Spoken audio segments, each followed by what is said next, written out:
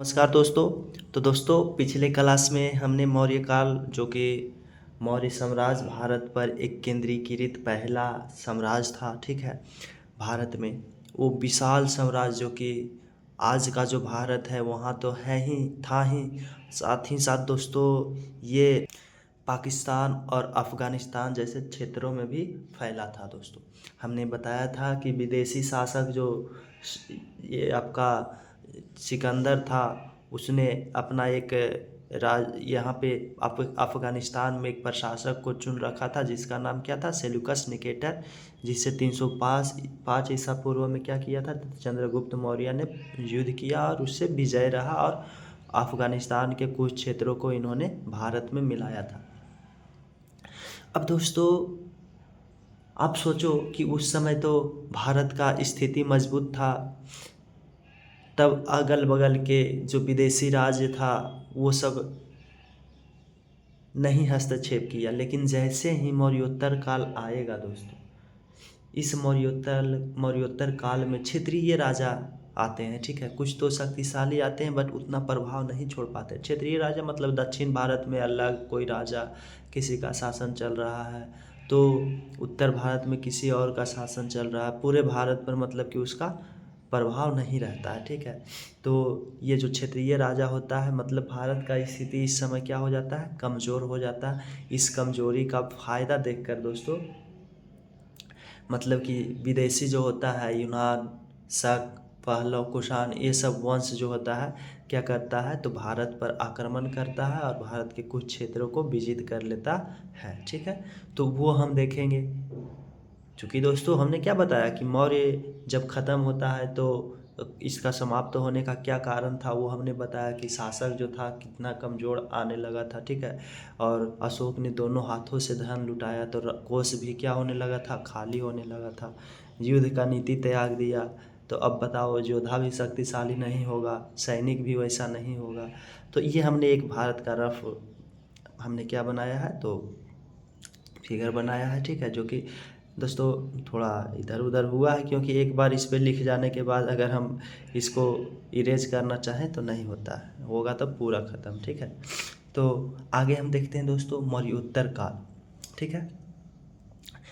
चूँकि हमने आपको बता रखा है कि इन सभी क्षेत्र में दोस्तों जो था मौर्य का साम्राज्य था दोस्तों, ठीक है।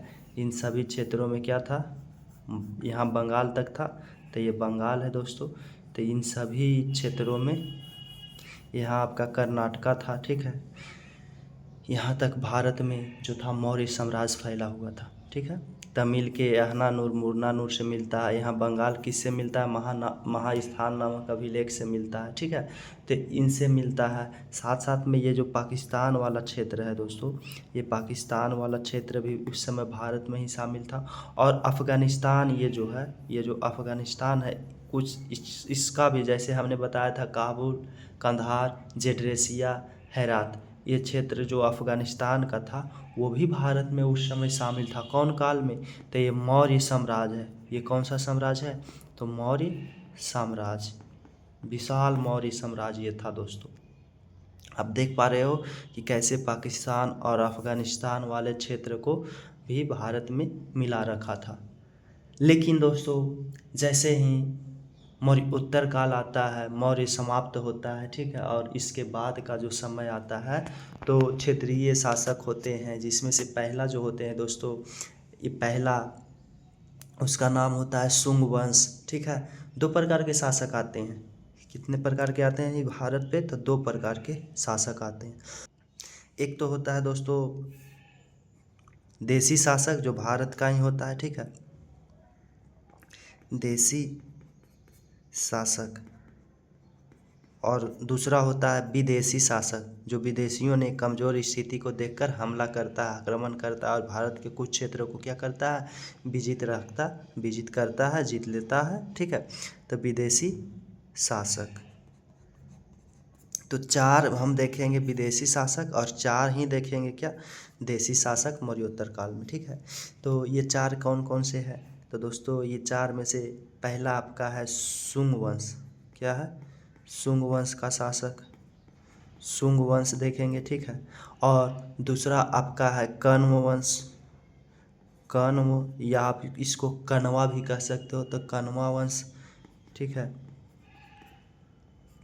और तीसरा दोस्तों, तीसरा आपका आ जाता है चेदी वंश। कौन सा वंश? चेदी वंश, ठीक है। और चौथा जो है वो सातवाहन वंश, सातवाहन।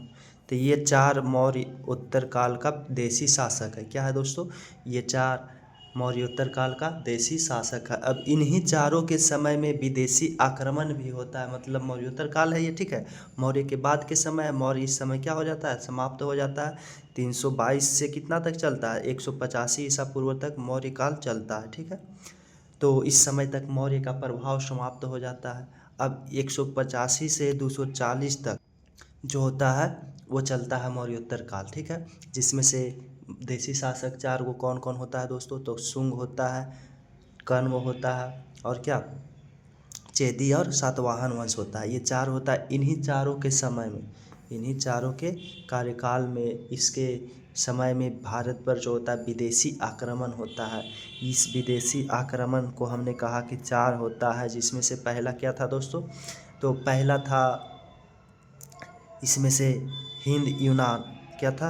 हिंद यूनान, मतलब यूनानियों का होता है, ठीक है, यूनानियों का, ठीक है। तो ये हिंद यूनान है, उसको हम देखेंगे। फिर दूसरा शक है, क्या है? शक वंश का है। और तीसरा जो है पहलव है, क्या है? पहलव। और चौथा आपका कुषाण है, ठीक है। क्या है? कुषाण वंश। तो ये 4 विदेशी आक्रमण होता है दोस्तों, जिसमें से हिंद यूनान, शक, पहलव और कुषाण। जब ये 4 देशी शासक है, ये 4 विदेशी शासक को हम पढ़ लेंगे, ठीक है। तो कहाँ पे शासन था, क्या इन्होंने काम किया, ठीक है। तो इसके बाद जो है ये दोनों को साथ में पढ़ लेने पर क्या होगा? तो ये आपका मौर्योत्तर काल समाप्त हो जाएगा। जिसमें से दोस्तों ये 4 और ये 4, ये दोनों थोड़ा आपको तुलनात्मक अध्ययन करने में आपको थोड़ा कठिन लगेगा, ठीक है। क्योंकि विदेशी शासक भी है, तो थोड़ा इसका कुछ कौन सा क्षेत्र से था ना था, इसमें थोड़ा कुछ अजीब लगेगा, ठीक है। तो हम क्या करेंगे, पहले हम क्षेत्रीय शासक, ये देशी जो शासक है चारों, उसको निपटा लेंगे, ठीक है। अब भारत पर इस पर कहाँ कहाँ इसका प्रभाव रहा, फिर हम इसको देख लेंगे विदेशी शासक को एक सेपरेट क्लास में। और फिर अगर ना होगा तो हम क्या करेंगे कि दोनों को मिक्स करके, दोनों को मिलाकर एक क्लास देख लेंगे। और फिर इसके बाद हम क्या करेंगे, इसका क्वेश्चन आंसर कर लेंगे, कितना भी टफ क्यों ना हो, ठीक है। तो वो आसान हो ही जाना है, ठीक है। तो हमारा क्या रहने वाला है? पहला देशी शासक, दूसरा विदेशी शासक, फिर दोनों को मिलाकर और फिर इसका क्वेश्चन आंसर, ठीक है। तो ओके दोस्तों, तो सबसे पहला हम देखेंगे देशी शासक में कौन सा वंश? शुंग वंश। शुंग वंश का दोस्तों प्रभाव जो होता है भारत में लगभग इस क्षेत्र में, यहाँ पे देखो ये पाकिस्तान अफ़गानिस्तान वाला क्षेत्र से इसका प्रभाव समाप्त हो जाता है, ठीक है। और यहाँ पे इस क्षेत्र में ये आप, यहाँ नर्मदा और तापी नदी है, ठीक है। इस नदी के पास से ऐसे इस क्षेत्र में दोस्तों इसका प्रभाव सिमट कर रह जाता है, बस इतना ही क्षेत्र में, ठीक है। कलिंग भी इससे जो होता है, कलिंग भी क्या हो जाता है? स्वतंत्र हो जाता है मौर्योत्तर काल में। कलिंग को जिसने अशोक जीता था, ये उड़ीसा वाला क्षेत्र में है, ठीक है। तो ये कलिंग भी जो होता है मौर्योत्तर काल में, यानी शुंग वंश के शासन काल में ही क्या होता है, कलिंग खुद को भारत के साम्राज्य से क्या कर लेता है? अलग कर लेता है। मगध से क्या कर लेता है? खुद को अलग कर लेता है, ठीक है। तो ये दोस्तों हम इसकी कहानी देखेंगे, ठीक है। एक कलिंग जो होता है उसको चेदी वंश के लिए हम देखेंगे कि कलिंग कैसे स्वतंत्र हो जाता है, ठीक है। और कैसे शुंग वंश को पराजित करता है, ठीक है। तो आइए दोस्तों, इतना पे इसका शासन है शुंग वंश का, तो ये वाला क्षेत्र पे है, ये आप ध्यान रखना, ठीक है। ताकि आपको अध्ययन करने में, तुलना करने में समस्या ना हो। अब देखो ना मौर्य काल में कितना है, ये यहाँ तक पूरा क्षेत्र है, ठीक है। तो ये आपका था मौर्य काल। और मौर्योत्तर काल कितना है इसका? शुंग का इतना है, ठीक है। और चेदी वंश जो देखेंगे दोस्तों, मेन ये वाला उड़ीसा वाला भाग में देखेंगे चेदी वंश, ठीक है। इसी के मारकर कण्व वंश आता है, ठीक है। तो ये देखेंगे। फिर सातवाहन वंश जो देखेंगे वो दक्षिण भारत में रहता है। कहाँ पे रहता है दोस्तों? ये सातवाहन वंश है। एक बार मैपिंग हम आपको दिमाग में डाल देते हैं। तो सातवाहन वंश जो है ये दक्षिण भारत में लगभग दक्कन वाला, ये दक्कन वाला जो क्षेत्र है ना, इस पर लगभग 400 वर्ष शासन करता है। कितना वर्ष? 400 वर्ष शासन करता है। कौन? सातवाहन वंश। फिर ये जो है महाराष्ट्र तक के, मतलब कृष्णा नदी तक ये जाता है। ठीक है, तो महाराष्ट्र वाला एरिया तक ये मतलब कि अपना विस्तार कर पाता है। कौन? तो सातवाहन वंश। ये तो हम विस्तार से देखेंगे, ठीक है, कि कहाँ कहाँ विस्तार कर पाता है। तो आप देख पा रहे हो, आप रिलेट कर पा रहे हो कि कैसे मतलब कि मौर्य काल में कितनी बड़ी एक ही शासक जो कि यहाँ से मगध से शासन करता था पूरे भारत पर, ये पाकिस्तान अफ़गानिस्तान वाला पूरा क्षेत्र पे भी, ठीक है, अफ़गानिस्तान का कुछ क्षेत्र, पाकिस्तान का पूरा क्षेत्र पे एकमात्र मतलब कि शासक करता है जो मगध से ही शासन करता था पूरे क्षेत्र पे दोस्तों। तो इसको केंद्रीकृत राजा कहेंगे ना, क्योंकि एक ही जगह से पूरा क्षेत्र पे, अब जब उसका समाप्त होता है मौर्य काल तो क्षेत्रीय शासक आ जाता है। आप देखो ना, इतना क्षेत्र पे एक है जिसका नाम क्या है? शुंग वंश, और इसी पे कर्ण वंश फिर इसको पराजित करके शासन करता है। और साथ साथ में यहाँ पे जो दक्षिण भारत वाला ये क्षेत्र है, ठीक है सॉरी दोस्तों, तो ये जो दक्षिण भारत वाला क्षेत्र है यहाँ पे कर्नाटक वाला, ये कर्नाटक, यहाँ पे आप देखो महाराष्ट्र दक्कन वाला जो क्षेत्र है, तो इस पे जो है कौन सा शासन करता है? तो सातवाहन शासन करता है। ठीक है, और यहाँ जो उड़ीसा वाला क्षेत्र है दोस्तों कलिंग, ये भी क्या होता है? यहाँ पे चेदी वंश आ जाता है। कौन सा वंश आ जाता है? चेदी। तो चारों वंश का लोकेशन आपको पता चल गया कि कहाँ कहाँ शासन करने वाला है। तो पहला ये कौन है दोस्तों? तो ये वाला कितनी कितनी मतलब कि आप बताओ अच्छी तरीका है ये, कि हमने पहले आपको बता दिया कि कौन से जगह भारत के कौन से क्षेत्र में जो है शुंग का और कण्व का शासन होने वाला है। तो ये वाला जगह जो होता है शुंग का और कण्व का शासन होने वाला है। ठीक है, और चेदी का जो शासन होगा वो उड़ीसा में होगा, यहाँ पे उड़ीसा वाला क्षेत्र है। ठीक है, सातवाहन का जो होगा दक्षिण भारत में, तब ये दक्कन और महाराष्ट्र वाला क्षेत्र में होने वाला है। ठीक है, तो आइए अब देखते हैं बारी बारी से हम इन्हीं सब के शासनकाल में इसका आक्रमण होगा, हिंद यूनानी शक पहला और कुषाण का। ठीक है, तो ये हम देख लेंगे। तो दोस्तों बारी बारी से हम देखते हैं, जैसे कि पहले हम देखते आए हैं। ठीक है, तो शुंग वंश को देखते हैं। किसको देखते हैं दोस्तों? शुंग वंश को देखते हैं। तो शुंग डायनेस्टी को हम देखते हैं, शुंग वंश। ठीक है, तो जैसा कि हमने आपको बता रखा है कि 322 से 185 ईसा पूर्व तक कौन चलता है? तो इस ईसा पूर्व तक 185 ईसा पूर्व तक मौर्य काल चलता है। फिर 185 से 240 मौर्योत्तर, जिसमें चारों आ जाता है। ठीक है, तो शुंग वंश जो होगा 185 से कब हो जाएगा? 75 ईसा पूर्व। 185 ईसा पूर्व से 75 ईसा पूर्व तक शुंग वंश रहता है दोस्तों। ठीक है, इसका जो संस्थापक है वो कौन है? इसका कौन संस्थापक? शुंग वंश का संस्थापक दोस्तों, इसका जो संस्थापक था वो दोस्तों मंत्री था। किसका मंत्री था? तो जो अंतिम शासक होगा मौर्य का, क्योंकि मौर्य समाप्त करके ये अपना शुंग वंश स्थापित करेगा। ठीक है, तो मौर्य का अंतिम शासक कौन था? तो बृहद्रथ था। कौन था? बृहद्रथ। अब इसका संस्थापक जो होगा दोस्तों वो कौन होगा? तो पुष्यमित्र शुंग। कौन? पुष्यमित्र शुंग। पुष्यमित्र शुंग जो होता है इसका संस्थापना करता है शुंग वंश को। किसके ये मंत्री होता है? तो ये बृहद्रथ कौन है? तो ये मौर्य वंश के अंतिम शासक। तो बृहद्रथ जो है मौर्य वंश का अंतिम शासक, इसका कौन होता है? ये मंत्री होता है। कौन मंत्री रहता है? तो पुष्यमित्र शुंग। अब इसकी हत्या कर देता है। क्या कर देता है? हत्या कर देता है, और एक नया वंश की स्थापना करता है जिसका क्या नाम होता है? तो शुंग वंश नाम होता है दोस्तों। क्या नाम होता है? शुंग वंश नाम होता है। अच्छा, इसका मंत्री मतलब बृहद्रथ के मंत्री पुष्यमित्र बृहद्रथ की हत्या करता है। इसकी सूचना कहाँ से मिलता है? तो इसकी जो सूचना या जानकारी जो मिलता है दोस्तों, जानकारी किसकी? जानकारी कि अंतिम शासक मौर्य वंश के अंतिम शासक बृहद्रथ के मंत्री पुष्यमित्र शुंग ने बृहद्रथ की हत्या करके क्या किया, अपना शुंग वंश को स्थापित किया मगध में। इसकी जानकारी कहाँ से मिलती है, तो इसकी जानकारी मिलती है बाणभट्ट का एक पुस्तक है जिसका नाम है हर्षचरित। क्या, हर्षचरित। हर्षचरित से जानकारी मिलती है। किनका पुस्तक है, किसने लिखा, तो बाणभट्ट, बाणभट्ट ने लिखा। ठीक है, यहाँ तक आपको कोई दिक्कत, कोई शिकवा शिकायत नहीं होना चाहिए। ठीक है, हमने कहा कि मौर्योत्तर काल हम पढ़ रहे हैं जो कि 185 से 75 ईसा पूर्व तक है। ठीक है, इसमें दोस्तों हम क्या देखें कि जो आपका अंतिम मौर्य शासक था वो बृहद्रथ था। बृहद्रथ का ही मंत्री कौन है, पुष्यमित्र शुंग है। पुष्यमित्र शुंग बृहद्रथ की हत्या करता है।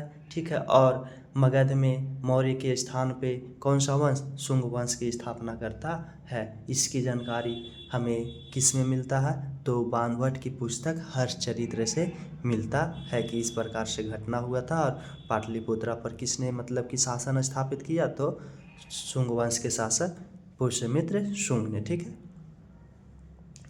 तो पाटलिपुत्रा के सिंहासन पर किसको मार के बैठा दोस्तों, तो बृहद्रथ को मारकर बैठा। ठीक है दोस्तों, ये जो था एक कट्टर ब्राह्मण था। क्या था, कट्टर ब्राह्मण। तो एक ब्राह्मणवादी पे चलता था। जो ब्राह्मण धर्म उत्तर वैदिक काल में फेमस और ऋग वैदिक काल में था ना, उसी ब्राह्मणवादी ये था। ठीक है, तो ये ब्राह्मणवादी शासक था। मतलब कि ब्राह्मण धर्म को ये मतलब क्या करता है, संरक्षण देता है। और अन्य धर्म, ब्राह्मणवादी कहने का मतलब क्या हुआ, जैसे हमने क्या देखा, मौर्य साम्राज्य में जो शासक आते थे वो सहिष्णु धर्म के प्रति होते थे। क्या होते थे, सहिष्णु, मतलब वो जिस धर्म को मान रहा, लेकिन वो मजबूर किसी को नहीं करता था कि तुम भी मानो। और अन्य धर्मों को जो होता था वो हानि नहीं पहुंचाता था। ठीक है, अन्य धर्मों पर वो मतलब अत्याचार अपना नहीं करता था कि हम शासक हैं तो अन्य धर्म को मिटा दे। लेकिन इस पुष्यमित्र शुंग ने कट्टर ब्राह्मणवादी था। कट्टर है तो मतलब वो अपने को केवल सम्मान करेगा और अन्य धर्मों को क्या करेगा, तो उसको हानि पहुंचाने का काम करेगा दोस्तों। तो ये क्या था, कट्टर ब्राह्मणवादी था। क्या था, कट्टर ब्राह्मणवादी। और इसके बारे में जानते हैं, ये दोस्तों ब्राह्मण धर्म को पुनर्स्थापना का प्रयास किया। ये फिर से उसी रूप में, जिस रूप में उत्तर वैदिक काल में इसका बोलबाला था, फिर से इसका स्थापना करने का क्या किया, प्रयास किया। तो क्या दोस्तों, तो ब्राह्मण धर्म को पुनर्स्थापना करने का प्रयास किसने किया, स्थापना करने का प्रयास। ठीक है, प्रयास किया। जहाँ तक इससे हो सका ब्राह्मण धर्म को फिर से स्थापना करने का इसने प्रयास किया। किसने दोस्तों, तो पुष्यमित्र शुंग ने। ठीक है, किसने, पुष्यमित्र शुंग ने। इसने दोस्तों इस प्रयास में इसने बौद्ध धर्म को हानि पहुँचाया, बहुत हानि पहुँचाया दोस्तों। किसको, तो बौद्ध धर्म को हानि पहुँचाया। क्या किया, हानि पहुँचाया।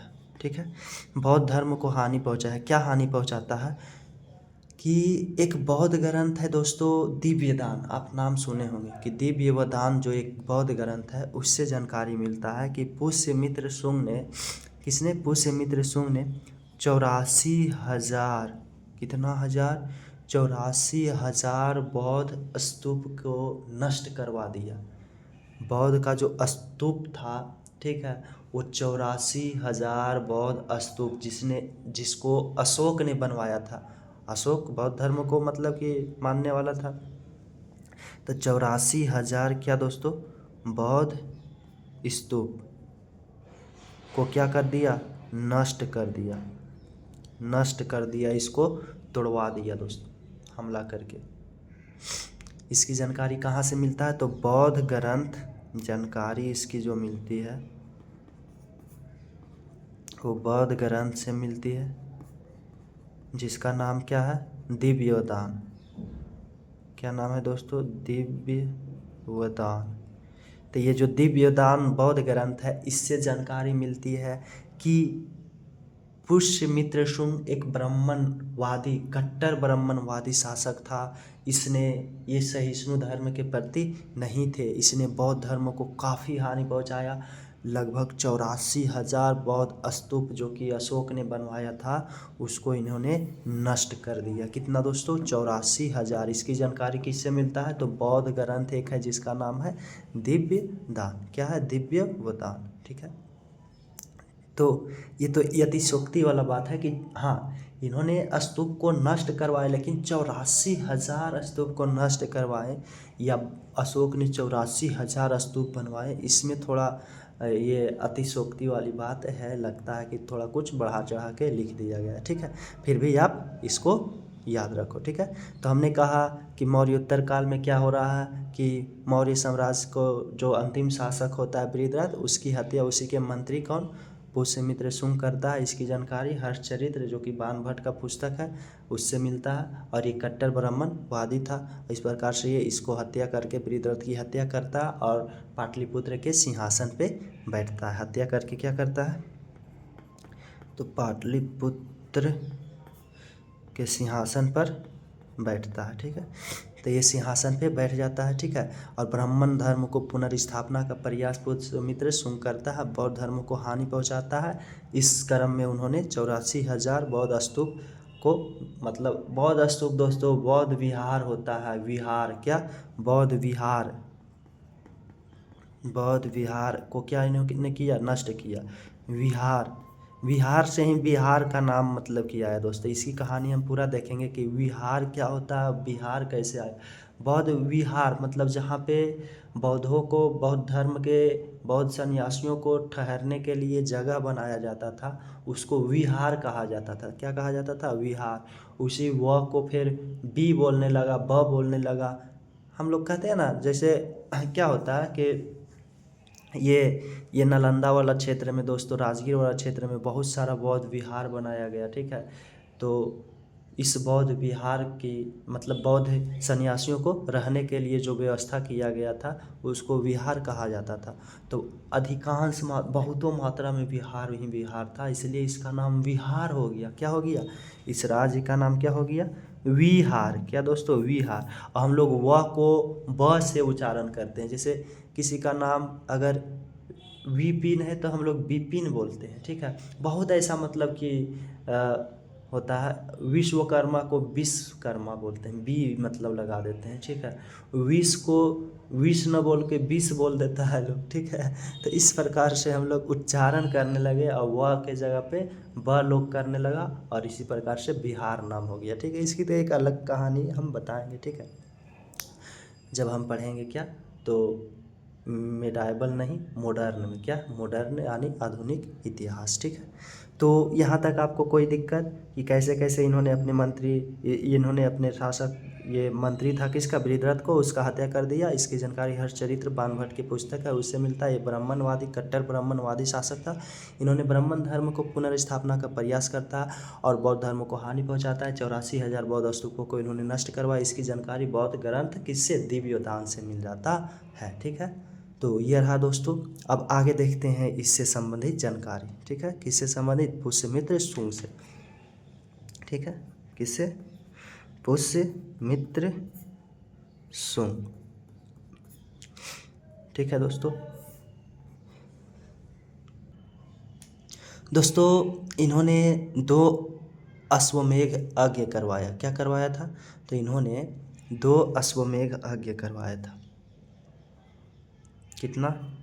2 अश्वमेध यज्ञ। अश्वमेध यज्ञ मतलब घोड़ा छोड़ा जाता था। आप रामायण भी देखे होंगे तो उसमें घोड़ा छोड़ा जाता है। ठीक है, और घोड़ा के साथ साथ इसका कुछ मतलब कि सैनिक होता है। अब घोड़ा जहाँ तक चला जाएगा, जिस क्षेत्र तक जाएगा, वो क्षेत्र जो होगा, जिस राजा ने उस घोड़ा को छोड़ा उस राजा का क्षेत्र हो जाएगा। अगर किसी दूसरे राज्य के राजा ने इसे रोकने का प्रयत्न करेगा तो उसको इसके राजा के साथ क्या करना पड़ेगा? युद्ध करना होगा। जो जीतेगा उसका वो क्षेत्र हो जाएगा। ठीक है, तो इन्होंने 2 अश्वमेध यज्ञ करवाया। जो अश्वमेध यज्ञ कराता है तो इसमें पुरोहित होता है, पंडित, ठीक है। तो इसका जो मुख्य पुरोहित था, क्या, मुख्य पंडित जो था, मुख्य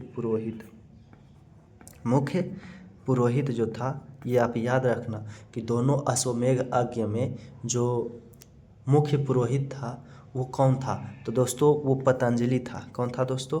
पतंजलि। उनका नाम क्या था? पतंजलि था। तो जो पुष्यमित्र शुंग ने 2 अश्वमेध यज्ञ कराए तो उसका मुख्य पुरोहित कौन था दोस्तों? तो पतंजलि। पतंजलि दोस्तों मुख्य पुरोहित था, ठीक है। इसने 2 प्रमुख ग्रंथ लिखा। किसने? पतंजलि ने। क्या लिखा?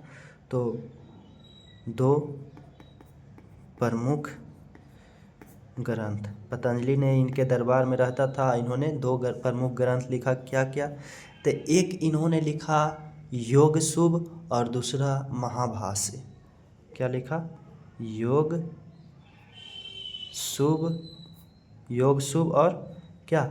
महाभाष्य। योग शुभ और महाभाष्य। योग शुभ जो है दोस्तों ये योगा पर आधारित है। किस पर आधारित है? योगा पे, कि योग कैसे, मतलब ये सब व्यवस्था दिया गया है। तो योग शुभ किस पर आधारित है? योग पर। योग आप जो करते हो, ठीक है, योग पर आधारित। और महाभाष्य जो है व्याकरण पर आधारित है। किस पे आधारित है? तो ये व्याकरण संबंधी ज्ञान देता है, तो व्याकरण पर आधारित है, ठीक है। तो इन्होंने 2 प्रमुख ग्रंथ लिखा। बहुत सारा ग्रंथ इन्होंने लिखा है पता नहीं, लेकिन 2 प्रमुख है, जो है ये महत्वपूर्ण ग्रंथ है, जिसका नाम क्या है? योग शुभ, और जो कि योग पर आधारित, और महाभाष्य जो कि व्याकरण पर आधारित है, ठीक है। तो 2 अश्वमेध यज्ञ किसने करवाया दोस्तों? तो पुष्यमित्र शुंग ने करवाया, जिसमें मुख्य पुरोहित जो था पतंजलि था। पतंजलि ने 2 प्रमुख ग्रंथ लिखा, योग शुभ और महाभाष्य। योग शुभ योगा पर आधारित, महाभाष्य जो है व्याकरण पर आधारित है, ठीक है। दोस्तों इन्हीं के समय में जो इसका युद्ध होता है खारवेल से होता है। किससे होता है? इनका युद्ध खारवेल से होता है। खारवेल से युद्ध होता है। अब खारवेल कौन है? तो खारवेल दोस्तों हमने कहा कि एक चेदी वंश हम आपको पढ़ाएंगे। क्या? चेदी वंश, जो कि उड़ीसा वाला क्षेत्र में रहता है। कहाँ? कलिंग दोस्तों, कलिंग के क्षेत्र में रहता है ये, ठीक है। कहाँ पे? खारवेल जो है ना दोस्तों, आप समझो कि ये खारवेल कौन है। तो जब मौर्य साम्राज्य था ना, ठीक है, तो मौर्य साम्राज्य में खारवेल, कलिंग जो था 5वां प्रांत अशोक ने इसको बनवाया था। लेकिन कलिंग के मतलब चेदी वंश, कलिंग में एक स्थापना होता है, ठीक है। उस चेदी वंश के एक जो शक्तिशाली शासक होता है खारवेल, वो कलिंग को किससे स्वतंत्र करता है? तो मगध से स्वतंत्र करता है, और पुष्यमित्र शुंग से क्या करता है? तो युद्ध करता है, ठीक है। तो खारवेल के साथ पुष्यमित्र शुंग का युद्ध होता है। इस युद्ध में खारवेल विजयी रहता है और पुष्यमित्र शुंग क्या होता है? पराजित हो जाता है। तो पुष्यमित्र शुंग क्या हो जाता है इस युद्ध में? पुष्यमित्र शुंग जो होता है वो क्या होता है? हार जाता है। क्या होता है? तो ये अपराजित हो जाता है। पराजित हो जाता है। पुष्यमित्र शुंग क्या हो जाता है? पराजित हो जाता है, ठीक है। पुष्यमित्र शुंग जब पराजित हो जाएगा तो कलिंग क्या स्वतंत्र हो जाएगा? तो कलिंग जो होगा वो स्वतंत्र हो जाता है, ठीक है। फिर से कलिंग स्वतंत्र हो गया मगध से। किससे स्वतंत्र हो जाता है? तो मगध से स्वतंत्र हो जाता है, ठीक है। तो चेदी वंश के शासक खारवेल से युद्ध होता है। किसका? पुष्यमित्र शुंग का, जिस युद्ध में पुष्यमित्र शुंग पराजित हो जाता है और खारवेल क्या होता है? तो विजयी रहता है, और इस प्रकार से कलिंग जो होता है स्वतंत्र हो जाता है। किससे दोस्तों?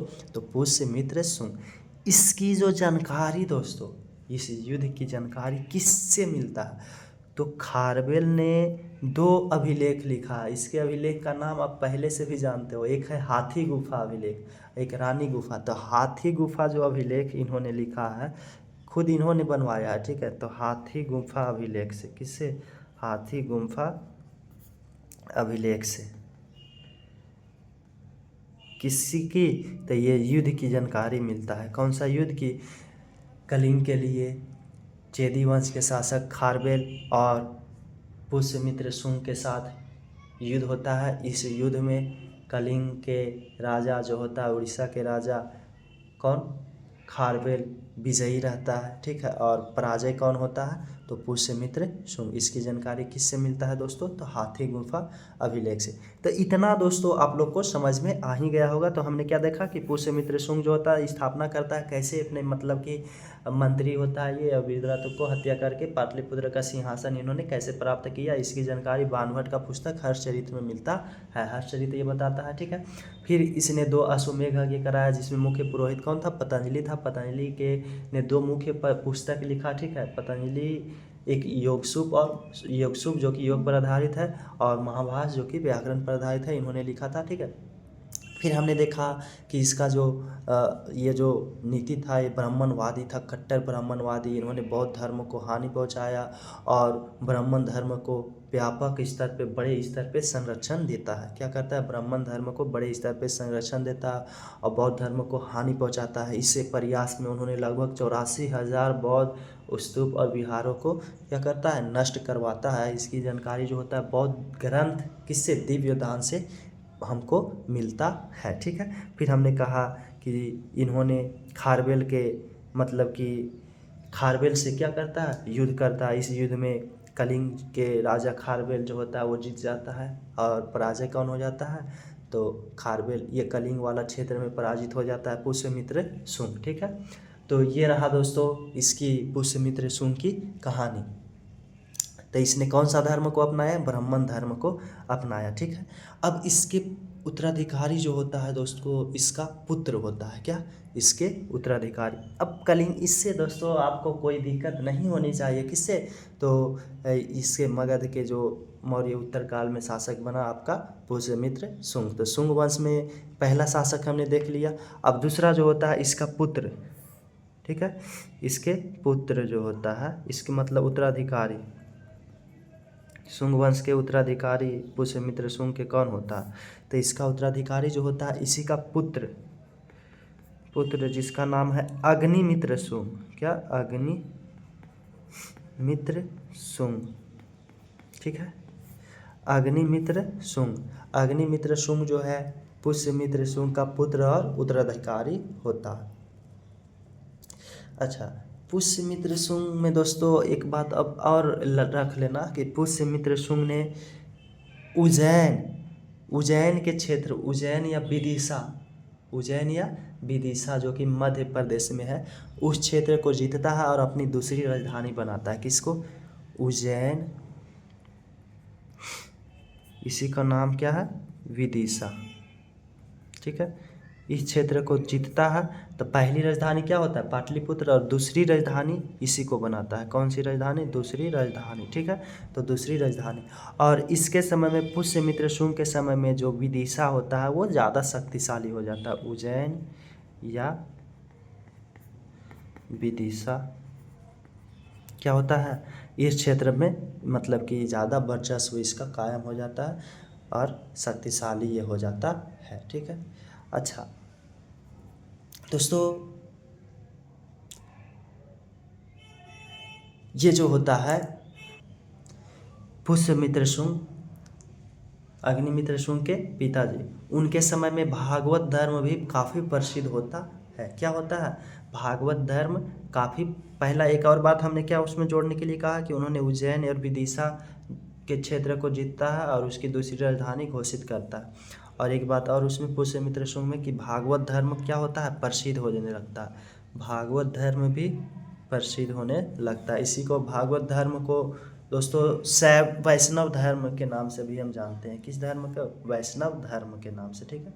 तो ये धर्म भी प्रसिद्ध होने लगता है। अब इस एक और युद्ध हो जाता है दोस्तों, इसका मतलब कि विदर्भ बरार वाला क्षेत्र से, विदर्भ बरार वाला जो क्षेत्र है वो आपका महाराष्ट्र वाला क्षेत्र में होता है। देखो आप ये यहाँ से यहाँ विदर्भ बरार है, क्या है, विदर्भ या बरार, ठीक है। ये विदर्भ बरार है, ठीक है। इस विदर्भ बरार में क्या होता है कि यहाँ एक शासक होता है यज्ञसेन। क्या नाम होता है उसका? यज्ञसेन।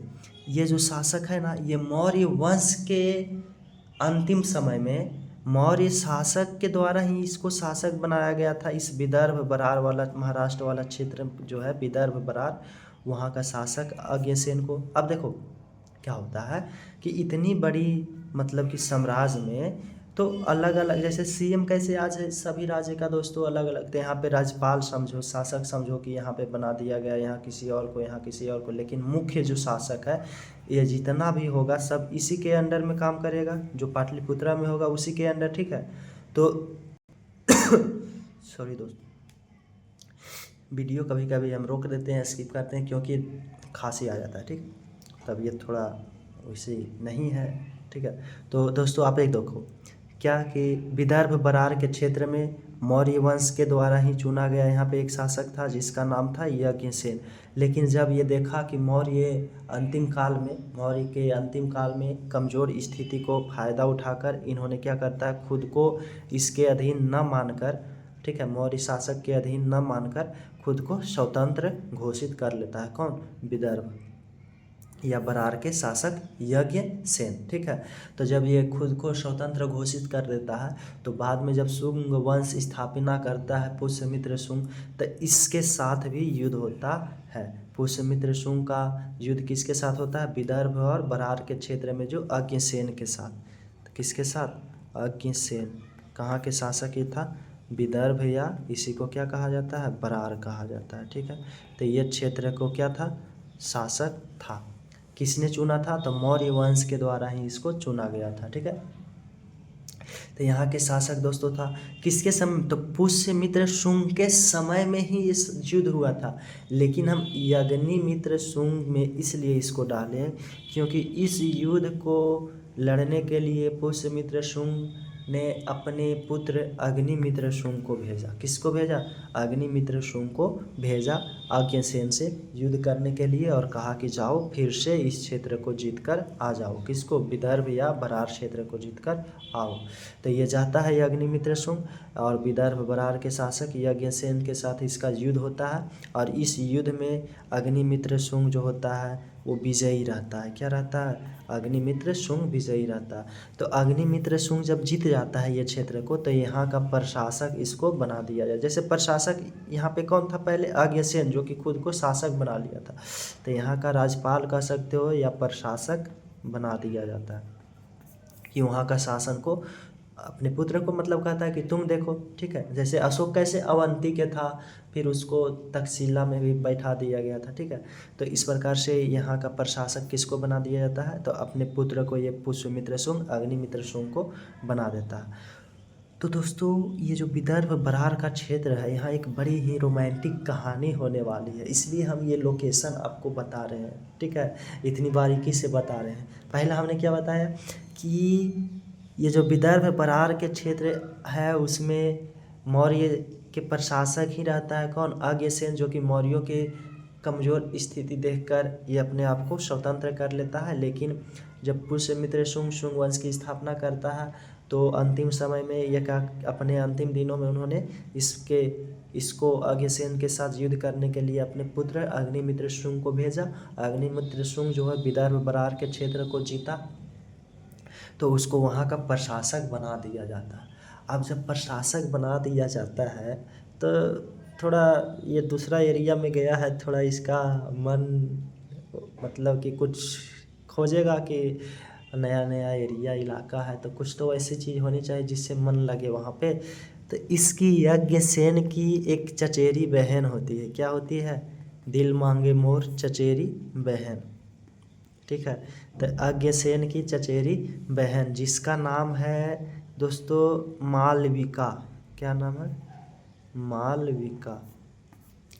तो मालविका के साथ अग्निमित्र का क्या होता है?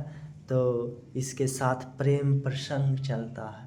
काफ़ी रोमांटिक प्रेम प्रसंग मतलब कि चलता है। किसका? मालविका का और अग्निमित्र का। मालविका और अग्निमित्र।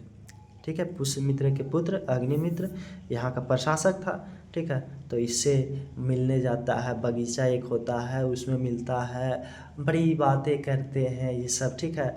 और बाकी आप जानते हो तो क्या करता होगा, तो ये मालविका और अग्निमित्र प्यार की बातें करते होंगे, इजहार करते होंगे, इकरार करते होंगे, दिल को बेकरार करते होंगे, ठीक है। तो यहाँ पे देखो मालविका और अग्निमित्र, अच्छा हाँ, जो ये बातें करते हैं उसको छुप छुप छुप छुप करके एक सुनता है, जैसे ये छुप छुप के मिलता है तो एक छुप छुप के सुनता है, जिसका नाम है कालिदास। कौन दोस्तों? कालिदास। ये कालिदास का नाम आप सुने होंगे, बड़े ही फेमस कवि ये हुए दोस्तों थे, ठीक है, बड़े ही फेमस कवि थे। ये ज़्यादा जो अपनी किताबें लिखता है वो रोमांटिक, यानी ये प्रेम कथा ये सब से संबंधित, मतलब कि ये कहानी लिखते हैं, ठीक है, कालिदास। तो कालिदास इनकी कथा को लिखता है एक पुस्तक में, उस पुस्तक का नाम देता है, चूँकि मालविका और अग्निमित्र की कहानी होता है तो उस पुस्तक का नाम होता है मालविका अग्निमित्रम। क्या होता है दोस्तों? तो मालविका अग्निमित्रम पुस्तक का नाम है, क्या है? मालविका अग्निमित्रम, ठीक है। तो मालविका अग्निमित्रम पुस्तक का क्या हो गया? नाम हो गया। तो ये नामक ग्रंथ में लिखता है, कौन ग्रंथ में? तो मालविका अग्निमित्रम, तो मालविका है और अग्निमित्र की कहानी किस में है? मालविका अग्निमित्रम में है। तो किसने लिखता है इसको? तो कालिदास, फेमस कवि कौन? कालिदास, ठीक है। तो मालविका अग्निमित्रम पुस्तक लिखता है जिसमें मालविका और अग्निमित्र की प्रेम प्रसंग को रखा गया है।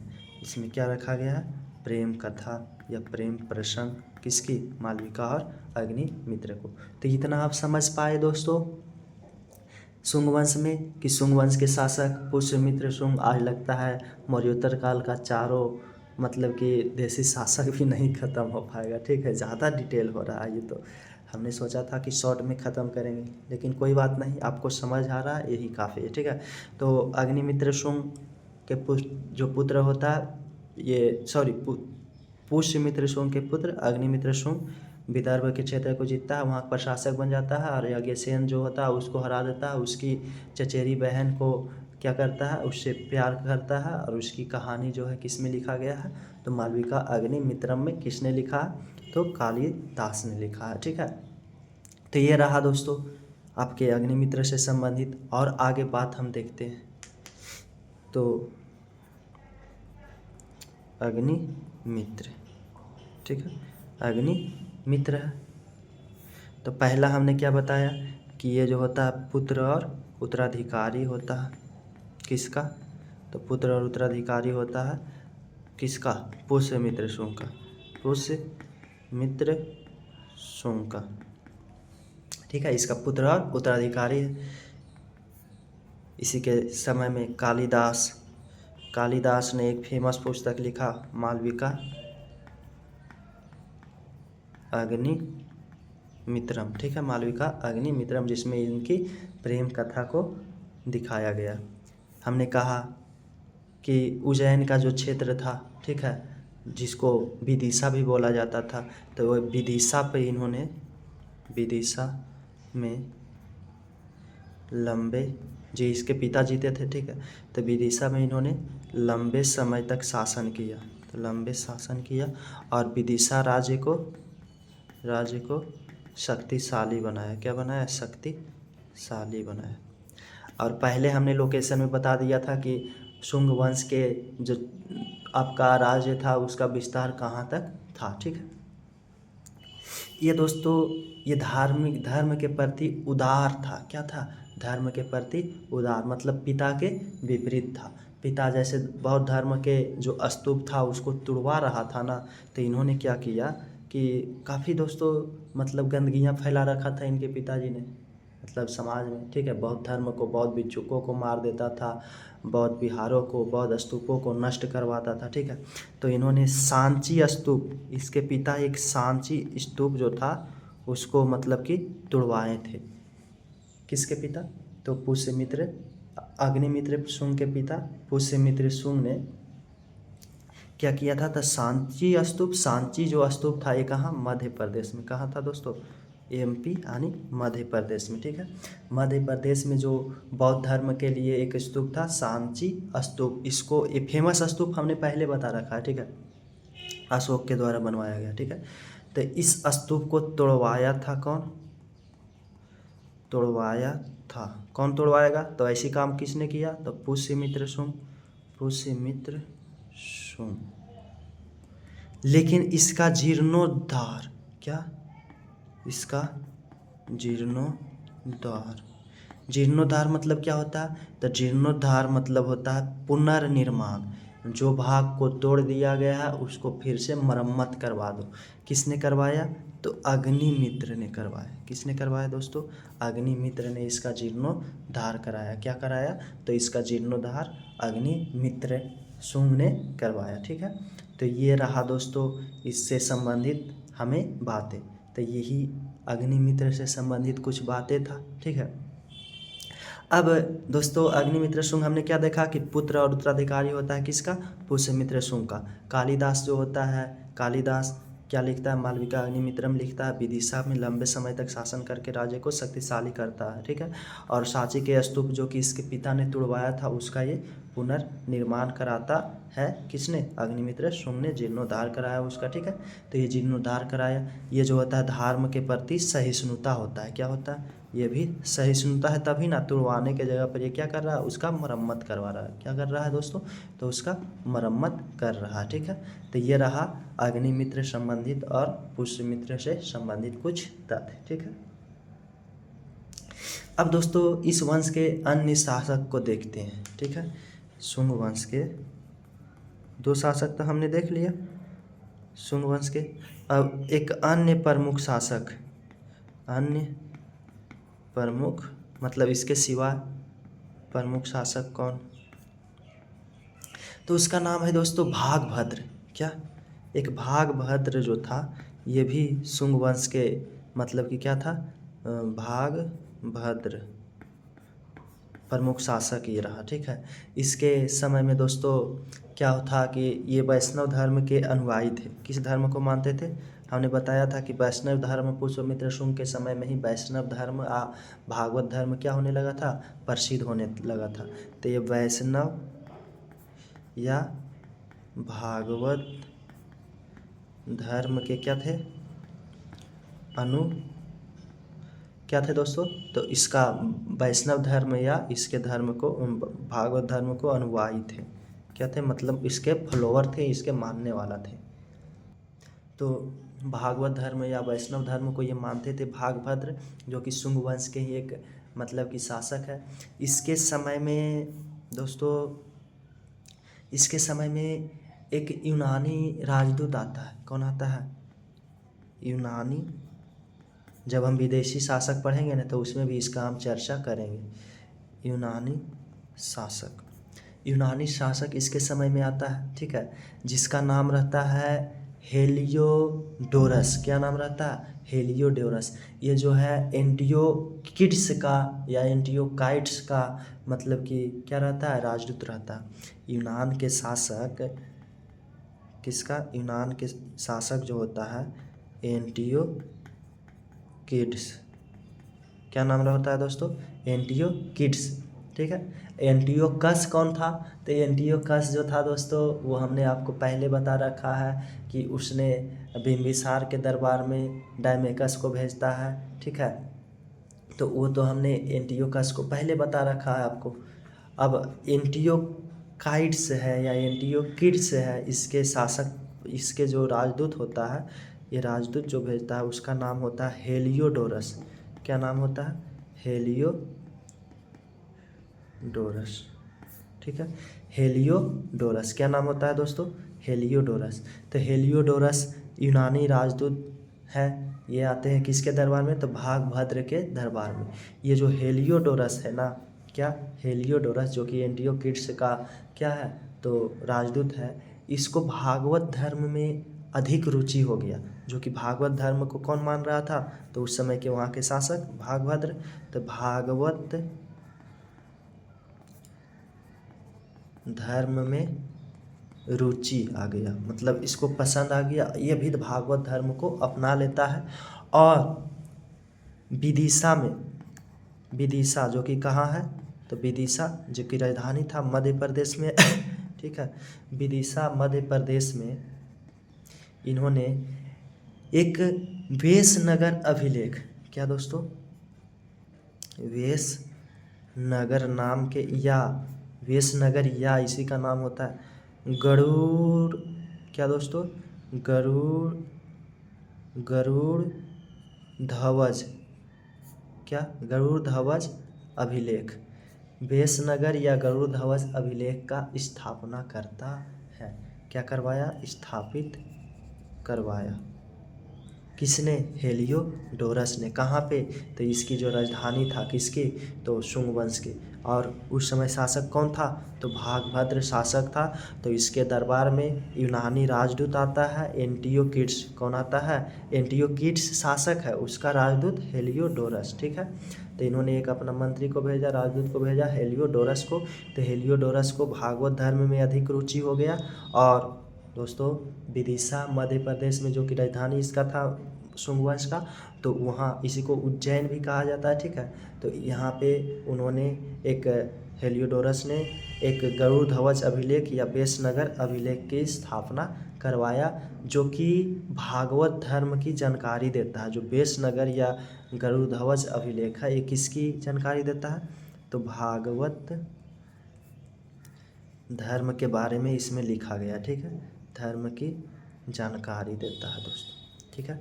तो भागवत धर्म की जानकारी वेशनगर या गरुड़ ध्वज अभिलेख देता है, जो कि किसने स्थापित करवाया था, तो इसको स्थापित हेलियोडोरस ने। हेलियोडोरस किसके दरबार में आया था, तो भागभद्र के दरबार में। भागभद्र कौन है, तो शुंग वंश के शासक है। और हेलियोडोरस किसके राजदूत था, तो एंटियोकिड्स का राजदूत। एंटियोकिड्स कौन है, तो यूनान के शासक है, यूनानी शासक होता है, ठीक है।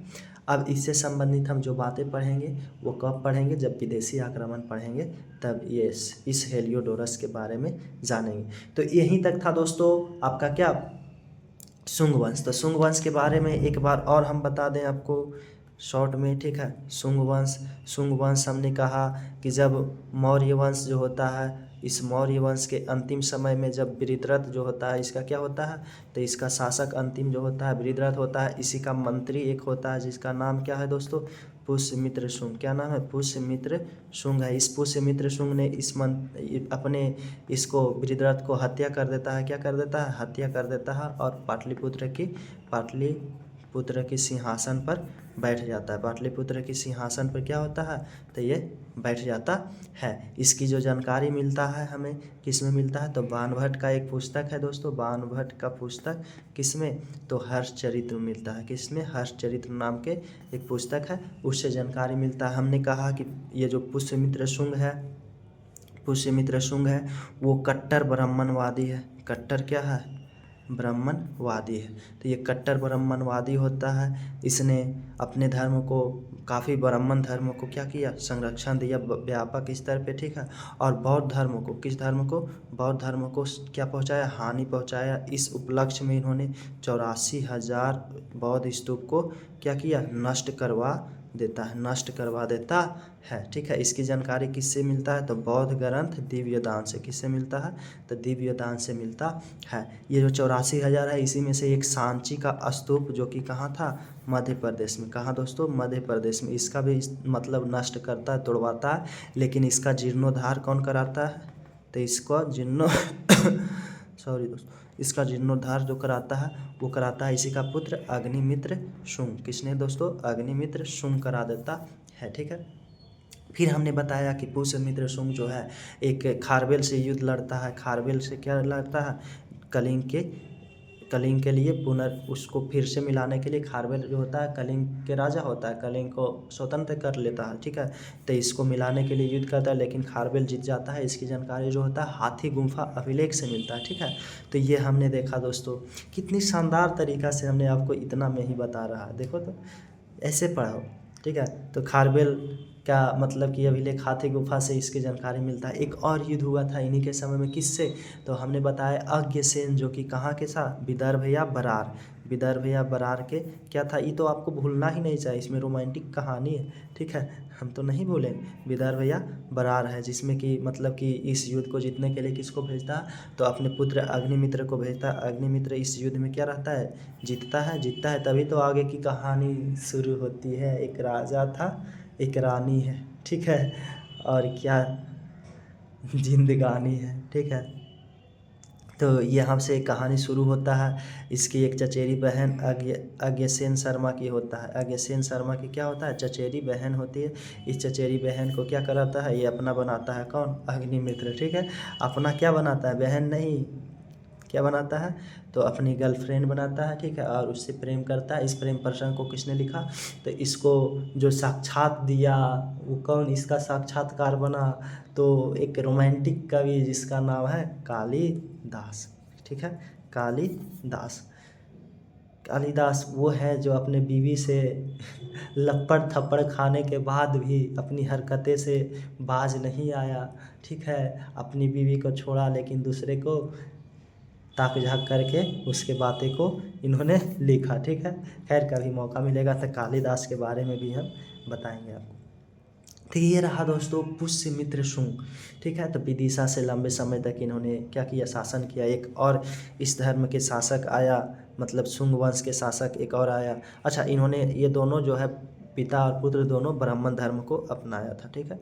लेकिन पिता जो थे कट्टर ब्राह्मणवादी थे, पुत्र लेकिन सहिष्णु था, ठीक है। एक और शासक कौन आया, तो एक और शासक आया इसका दोस्तों भागभद्र, क्या था, भागभद्र।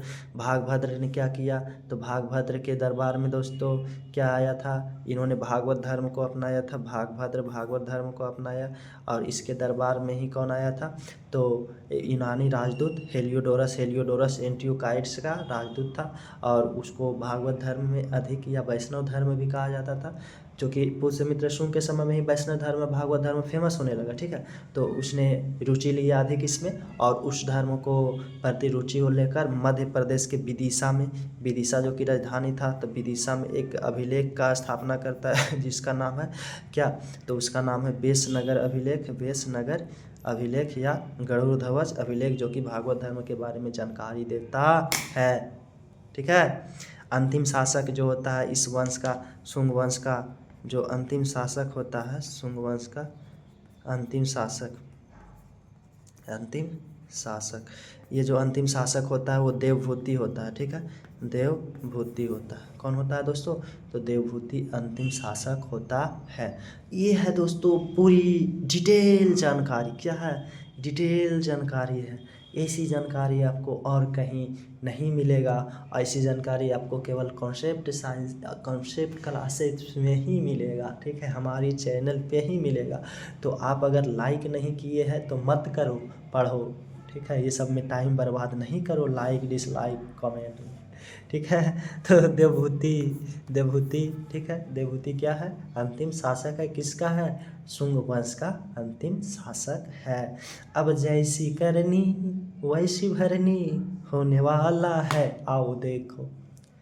अब क्या है कि इसके जो शासक प्रथम था वो किसको मारा था, तो किसका मंत्री वो था, बृहदत्त की मंत्री था, बृहदत्त की हत्या किया था, पाटलिपुत्र पर सिंहासन प्राप्त किया था, जानकारी बाणभट्ट के हरचरित्र से मिलता था।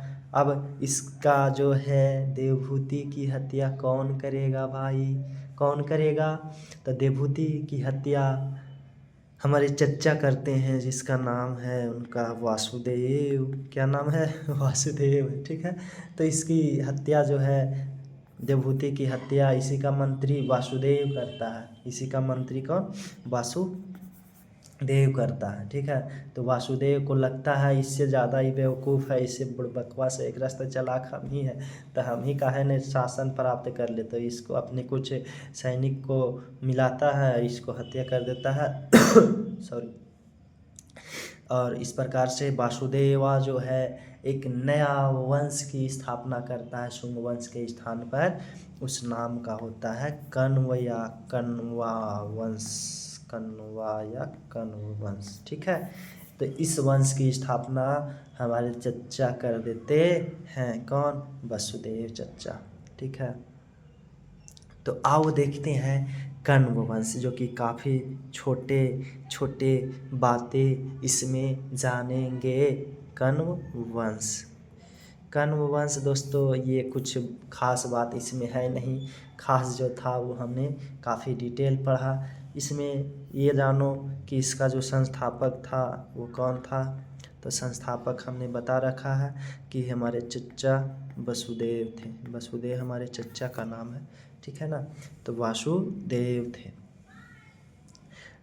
देवहूति, जो कि ये किसके मंत्री थे, तो अंतिम शासक, अंतिम शुंग शासक, अंतिम शुंग शासक किसके, देवहूति के क्या थे, मंत्री थे, के मंत्री। और देवहूति को इन्होंने क्या किया था, हत्या कर दिया था, ठीक है। इन्होंने अपनी राजधानी पाटलिपुत्र को बनाया। किसको बनाया, पाटलिपुत्र। चूँकि शुंग वंश के शासकों ने किसको बना लिया था, तो देखो आप समझो, शुंग वंश के शासक जो पुष्यमित्र शुंग था वो पाटलिपुत्रा से पहला शासक जो था पाटलिपुत्रा को भी अपनी राजधानी बनाया था, और दूसरी राजधानी उज्जैन विदिशा को। लेकिन फिर जब अग्निमित्र शुंग आया वो विदिशा को ही राजधानी बना लिया। फिर जो आपका भागभद्र था वो भी विदिशा, अंतिम शासक विदिशा से ही किया। लेकिन ये जो आपका वसुदेवा है हमारे चचा, ये क्या है, ये पाटलिपुत्र को अपनी राजधानी बनाता है। किसको बनाता है, राजधानी पाटलिपुत्र को फिर से बनाता है, ठीक है। इन्होंने दोस्तों इस धर्म के, इस वंश के लोगों ने जो है साम्राज्य का विस्तार नहीं किया, साम्राज्य विस्तार नहीं किया। क्या, हम आपसे क्वेश्चन पूछते हैं, क्या शुंग शासकों ने भी धर्म विस्तार नहीं किया था? सोच के बोलो तो आप अपने मन से। चलो हम बताते हैं। अगर राज विस्तार नहीं होता तो दो दो अश्वमेध यज्ञ क्यों कराए थे? जरूर विस्तार हुआ होगा दोस्तों, ठीक है। तो किया था उन्होंने, और उसी उपलक्ष्य में हमने तो देखा दो दो युद्ध उन्होंने किया। एक तो अग्रसेन से जीता भी था कलिंग के लिए, सॉरी अग्रसेन नहीं, कलिंग में तो खारवेल था, उससे हारा। और विदर्भ बरार से जीता था, ठीक है। किससे, विदर्भ के शासक कौन था, अग्रसेन, ठीक है। तो ये साम्राज्य विस्तार नहीं किया, कौन, कण्व वंश साम्राज्य विस्तार नहीं किया, ठीक है। साम्राज्य विस्तार इन्होंने नहीं किया, कण्व वंश। इसका कोई वैसा प्रमुख शासक हुआ नहीं, प्रमुख काम हुआ नहीं। बस अब जानो कि अंतिम शासक इसका जो था उसका नाम सुशर्मन था। क्या था, तो सुशर्मन था। क्या था, सुशर्मन था। यहाँ पे जगह पे यहाँ पे रह देना, ठीक है। सॉरी दोस्तों। तो हमने क्या कहा कि अंतिम शासक क्या था, सुशर्मन था, जिसकी हत्या सातवाहनों द्वारा, जो सातवाहन अगले वंश हम पढ़ेंगे, तो सातवाहनों द्वारा हत्या कर दिया गया था। किसका, तो अंतिम शासक सुशर्मन का। तो यहाँ समझ गए हो आप कि कण्व वंश जो है इसका संस्थापक वासुदेव, जो कि अंतिम शुंग शासक देवहूति का मंत्री होता है, उसकी हत्या करके कण्व वंश की स्थापना करता है, पाटलिपुत्र को राजधानी बनाता है, ठीक है। और साम्राज्य विस्तार नहीं करता है, ठीक है। तो युद्ध भी वैसा नहीं किया होगा, बस जीता है, खाता है, पीता है, बहुत सारी रानियाँ होती ही हैं, ठीक है। तो क्या मस्ती ज़िंदगी था। तो यहाँ पे देखो दोस्तों, जितनी मस्ती ज़िंदगी था उतनी सस्ती भी था। कब किसको कौन मार देगा उसका कोई खबर नहीं, ठीक है। देखो ना, मार काट ही तो हो रहा। अभी और आगे जाओ और मार काट आएगा। जब वर्धन वंश पढ़ेंगे ना, हर्षवर्धन ये सब, तब पता चलेगा आपको कैसे मार काट होता है। एकदम धुआंधार मार होगा, ठीक है। तो आइए, अंतिम शासक कौन था, सुशर्मन था। सातवाहनों द्वारा इसकी हत्या कर दिया गया था, ठीक है। अच्छा, इसके पतन का कारण क्या रहा, कण्व वंश के पतन का कारण, इसके पतन का कारण मतलब कि इतना जल्दी इसका पतन हो गया क्यों? तो दोस्तों, कण्व वंश जब आया, कण्व वंश, तो इसके पतन का कारण, पतन का कारण, तो इसके दो प्रमुख पतन का कारण था। कितना, दो प्रमुख कारण, पतन मतलब इसके समाप्ति होने का कारण। तो दो प्रमुख कारण था। पहला तो विदेशी आक्रमण। कौन सा आक्रमण? विदेशी आक्रमण बढ़ चढ़ के होने लगा था।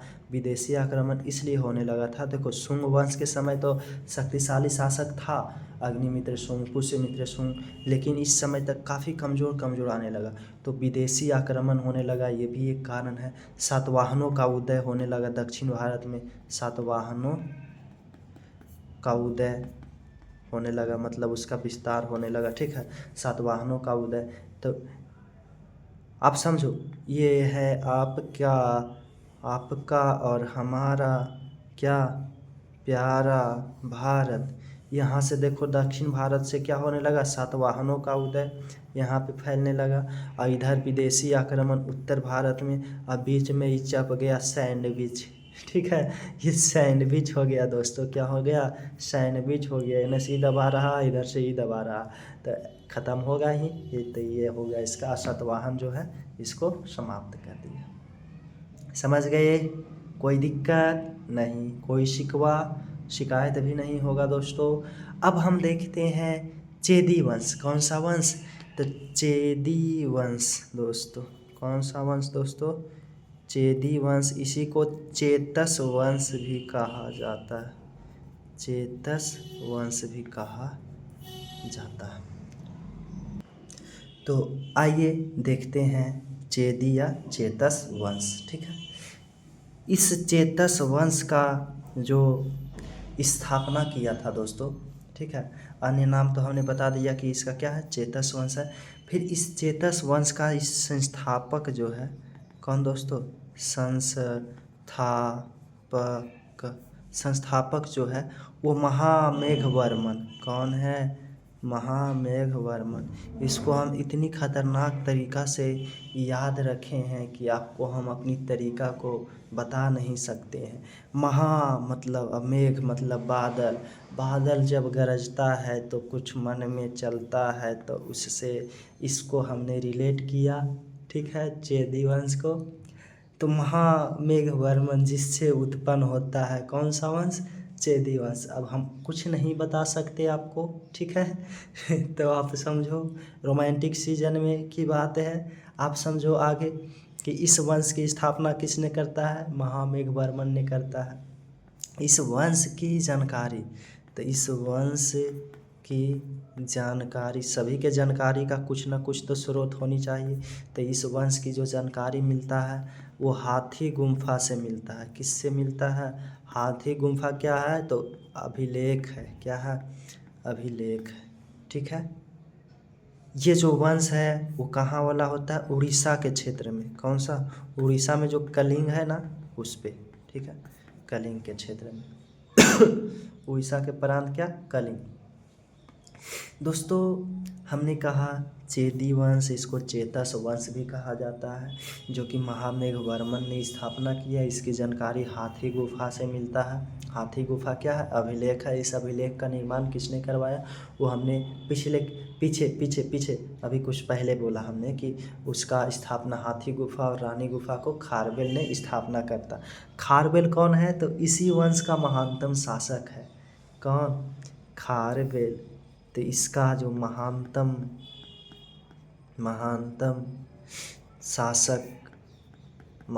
शासक चेदी वंश का खारवेल है। कौन है दोस्तों? तो खारवेल जो है चेदी वंश का महानतम शासक है।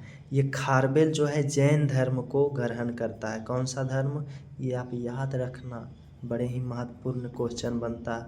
जैन धर्म को क्या करता है? ग्रहण करता है। कौन? खारवेल। तो खारवेल महान शासक है, जैन धर्म को ग्रहण करता है। इन्होंने कलिंग पर शासन किया। किस पर शासन किया?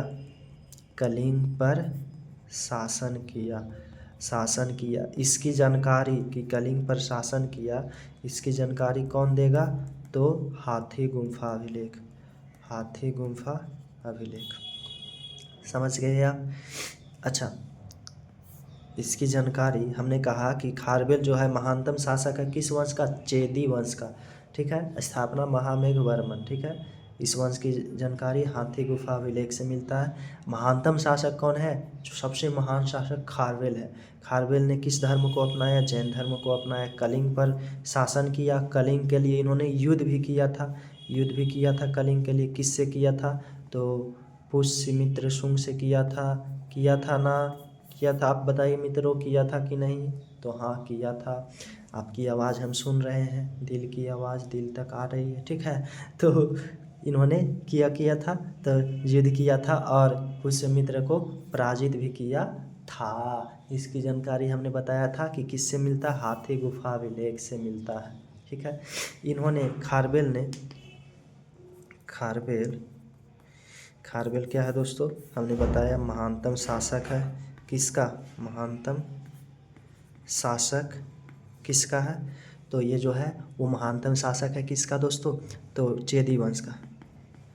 चेदी वंश का महानतम शासक है। इन्होंने क्या किया? तो इन्होंने हमने बताया कि ये कलिंग पर शासन किया। क्या किया दोस्तों? कलिंग पर शासन किया। इसकी जानकारी जो होता है कहाँ से मिलता है? इन्हीं के द्वारा स्थापित कौन सा? तो हाथी गुफा अभिलेख से। इस वंश की स्थापना ही हाथी गुफा मतलब जानकारी हाथी गुफा अभिलेख से मिलता है, ठीक है। तो कलिंग प्रशासन, जैन धर्म को इन्होंने ग्रहण किया। जैन को इन्होंने क्या किया? ग्रहण किया दोस्तों। इन्होंने नहर का, बांध का निर्माण किया। इसका मतलब ये कल्याणकारी शासक था। नहरों और क्या किया? बांधों का निर्माण किया। सिंचाई के लिए बांधों का क्या किया? निर्माण किया दोस्तों, ठीक है। किसने? खारवेल ने। खारवेल जो है चेदी वंश का महान शासक है, ठीक है। ये कलिंग पर शासन किया, जैन धर्म ग्रहण किया। कलिंग के लिए इन्होंने युद्ध लड़ा। किससे लड़ा? पुष्यमित्र शुंग शासक से लड़ा और उसको हराया भी, ठीक है। और नहरों का निर्माण किया, बांधों का निर्माण किया दोस्तों। इन्होंने दोस्तों 2 अभिलेख स्थापित करवाया। कितने अभिलेख स्थापित करवाया? तो 2 अभिलेख स्थापित करवाया। अब बताओ, अशोक के द्वारा लड़े गए कलिंग युद्ध की वर्णन कहाँ से मिलती है? उसकी जानकारी कहाँ से मिलती है? क्या हाथी गुफा से मिलती है? नहीं, हाथी गुफा से नहीं मिलती है। तब किससे मिलती है? तो उसकी जानकारी अशोक के द्वारा स्थापित 13वें शिलालेख से मिलती है। ऐसे पढ़ो नालायकों, ठीक है। तो दोस्तों इसने 2 अभिलेख, हाँ इसमें भी थोड़ा थोड़ा हाथी गुफा अभिलेख में भी खारवेल जो है थोड़ा थोड़ा जानकारी देता है कि मतलब कि नंदराज उस समय शासक था जब कलिंग युद्ध अशोक ने किया था, ठीक है। तो दोस्तों 2 अभिलेख, हाथी गुफा और एक रानी गुफा, ये 2 अभिलेख के इन्होंने मतलब 2 गुफा था, एक हाथी गुफा एक रानी गुफा, वहाँ पे इन्होंने अपना अभिलेख लिखवाया। तो 2 अभिलेख इन्होंने लिखवाया, ठीक है। जिसके बारे में इससे जानकारी, कलिंग युद्ध की जानकारी, कौन सा कलिंग युद्ध? तो इन्होंने जो किया किससे किया? तो इन्होंने पुष्यमित्र शुंग से जो किया। यही था दोस्तों चेदी वंश या चेतस वंश। तो चेदी या चेतस वंश, कण्व वंश, ये दोनों तो काफ़ी सिंपल है। मेन था शुंग वंश हमको देखना, ठीक है। तो चेदी अब देखेंगे आंध्र सातवाहन वंश जो आएगा, सातवाहन जिसको कहते हैं, वो एक काफ़ी बड़े हो जाएगा। तो चेदी वंश जो होगा वो क्या होगा? चेतस के नाम से भी जाना जाता है। संस्थापक महामेघवर्मन। जानकारी इस वंश की हाथी गुफा और रानी गुफा से मिलती है। महानतम शासक खारवेल जो कि जैन धर्म को अपनाता है, कलिंग पर शासन करता है। जानकारी हाथी गुफा से मिलता है, समझा। खारवेल ने हाथी गुफा, रानी गुफा इन्होंने निर्माण करवाया, नहरों और बांधों का निर्माण करवाया। ये रहा चेदी वंश से संबंधित। कण्व वंश में हमने कहा हमारे चचा वसुदेवा ने उसको स्थापना किया था, ठीक है। तो इन्होंने किया था और जो कि अपने मतलब उस मंत्री था किसका, वो भी हमने बताया कि देवहूति को और देवहूति को मार देता है, ठीक है। और इसकी स्थापना करता है कण्व वंश ने साम्राज्य विस्तार में काम नहीं किया, राजधानी पाटलिपुत्र बनाया, ठीक है। इन्होंने फिर इसका पतन का कारण हमने बताया कि क्या कारण था। तो उत्तर भारत में विदेशी आक्रमण, दक्षिण भारत से सातवाहनों का आक्रमण, और सातवाहन ने इसके अंतिम शासक सुशर्मन को मार देता है, सातवाहन, ठीक है, और ख़त्म करता है उसको। अब देखते हैं सातवाहन वंश। कौन सा वंश दोस्तों? इसको सातवाहन ठीक है, सातवाहन वंश। चौथा हमने कहा था 4 देशी आक्रमण। देशी आक्रमण में कितना? देशी आक्रमण में आपका 4। पहला क्या? तो पहला तो हमने बताया शुंग, और दूसरा क्या? तो दूसरा कण्व, और तीसरा चेदी महामेघवर्मन स्थापना, और चौथा सातवाहन, जो कि अब हम देखते हैं। ठीक है, तो सातवाहन वंश क्या है वो हम देखते हैं। तो इसकी कार्यकाल, इसकी जो समय सीमा है वो 60 ईसा पूर्व से 240 एडी। एडी मतलब ईस्वी। क्या दोस्तों? ईस्वी में अब आ गया। और यहाँ पे क्या है? ईसा पूर्व से स्थापना। तो इसमें काफ़ी लंबे समय तक ईसा पूर्व, ठीक है, तो काफ़ी लंबे समय तक इन्होंने शासन किया। ठीक है दोस्तों, सातवाहन वंश की जो मतलब कि प्रारंभिक में शासन चल रहा था वो दक्कन पर था। कहाँ था? दक्कन पर। इन्होंने दक्कन, हमने बताया कि भारत के निचला जो दक्षिण भारत वाला ये क्षेत्र है, यहाँ पे किया। फिर इन्होंने महाराष्ट्र तक अपना विस्तार कर लिया था। कहाँ तक दोस्तों? महाराष्ट्र तक विस्तार कर लिया था। तो दक्कन में इन्होंने प्रारंभ में दक्कन से शासन करना शुरू किया, और दक्कन पर इन्होंने शासन किया लगभग 400 वर्ष से ज़्यादा। 400 वर्ष से ज़्यादा इन्होंने क्या किया? शासन किया। कहाँ पर? दक्कन पर।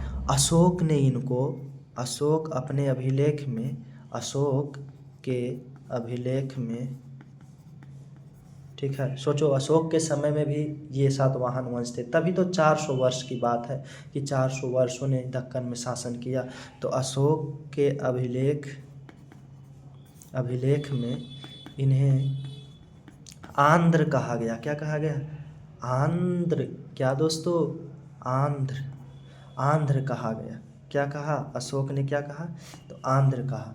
इसीलिए इस वंश को आंध्र सातवाहन वंश भी कहा जाता है। क्या कहा जाता है? आंध्र सातवाहन भी आप कर सकते हो इसको।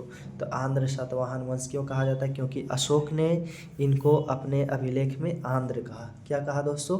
आंध्र कहा। ठीक है, ये जो है प्रारंभिक चरण में ये जनजातीय जीवन जीते हैं। प्रारंभिक चरण में कैसे जीवन जीते हैं? जनजातीय मतलब जंगल, ये दक्कन ये सब क्या था? जंगली क्षेत्र था। तो जनजातीय जीवन जीते हैं। जनजातीय जीवन आप जानते हो, अभी भी जनजातीय लोग बहुत सारा है। उड़ीसा में, आपका झारखंड में, जंगलों में, ये सब में रहता है। ठीक है, वो सब लोग जनजातीय का भी हम लोग से ज़्यादा उच्च विचार कहीं कहीं देखने को मिलता है। उसमें जनजातीय लोग में लड़का लड़की पहले साथ में रहते हैं, तब विवाह करते हैं। ठीक है, लिविंग रिलेशनशिप में रहते हैं, जो कि अब हमारे मतलब कि समाज में वो रिलेशन अब आ रहा है कि पहले समझते हैं एक दूसरे को, फिर विवाह। ठीक है, तो हम आपको बहका नहीं रहे हैं, हम आपको जानकारी दे रहे हैं। ठीक है ना? तो ये मत समझना। तो आप देखो, दक्कन पर इन्होंने लगभग क्या किया? 400 वर्ष तक शासन किया। अशोक के अभिलेख में इसको क्या कहा गया? आंध्र कहा गया। प्रारंभिक चरण में कैसा जीवन जीता है? जनजातीय जीवन जीता है। कैसा जीवन जीता है? जनजातीय जीवन जीता है। इतना समझा आप आगे समझो। किसको? आंध्र सातवाहन को हम बता रहे हैं। आंध्र क्यों कहा जाता है? तो आंध्र, अशोक ने इसको कहा। 400 वर्षों तक इन्होंने दक्षिण भारत में शासन किया। ठीक है, कितना वर्षों तक? 400 से ज़्यादा वर्षों तक किया इन्होंने। अशोक ने इसको, अशोक के अभिलेख में क्या कहा गया? तो अशोक के अभिलेख में क्या कहा गया वो आप जानते हो, आंध्र कहा गया। फिर हमने क्या बताया? फिर हमने बताया कि प्रारंभिक जीवन कैसा जिया इन्होंने। प्रारंभिक जीवन इन्होंने कैसा जिया? तो जनजातीय जीवन जिया। फिर हम देखते हैं इसका संस्थापक कौन दोस्तों? संस्थापक किसको माना जाता है? तो इसका जो संस्थापक जो माना जाता है वो सिमुक को माना जाता है। किसको? सिमुक। ठीक है, इसको सिमुक। सिमुक सातवाहन वंश ने किसको मारा? तो अंतिम कौन शासक? तो अंतिम चेदी वंश का शासक नहीं, तो किसको, तो अंतिम कण्व शासक किसको, सुशर्मन। सुशर्मन को महाराज सातवाहनों ने और सिमुक ने स्थापना किया किसका, आंध्र सातवाहन वंश का। ठीक है, सिमुक ने स्थापना किया किसका, आंध्र सातवाहन वंश। इन्होंने अपनी राजधानी, क्या दोस्तों, अपनी राजधानी किसको बनाया, तो प्रतिष्ठान, क्या, प्रतिष्ठान, या इसी का नाम वर्तमान नाम है पैठनपुर। मतलब उस समय का नाम पैठनपुर, अभी का नाम प्रतिष्ठान। तो प्रतिष्ठान पैठनपुर जो कि महाराष्ट्र में है, कहाँ, महाराष्ट्र, तो महाराष्ट्र में है। तो इन्होंने संस्थापक सिमुक ने अपनी राजधानी प्रतिष्ठान पैठनपुर, ठीक है, जो कि महाराष्ट्र में। हमने कहा आंध्र सातवाहन 400 वर्ष से ज़्यादा कहाँ किया शासन दोस्तों, तो इन्होंने शासन किया 400 वर्ष से ज़्यादा दक्कन पर। कहाँ पे, दक्कन। अशोक अभिलेख में आंध्र कहा। प्रारंभिक जीवन जनजातीय जीवन इन्होंने जिया। संस्थापक जो है सिमुक ने किया।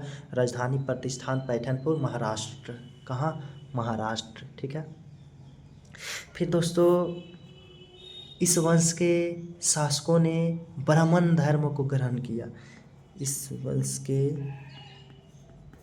शासकों ने किस धर्म को ग्रहण किया, तो ब्राह्मण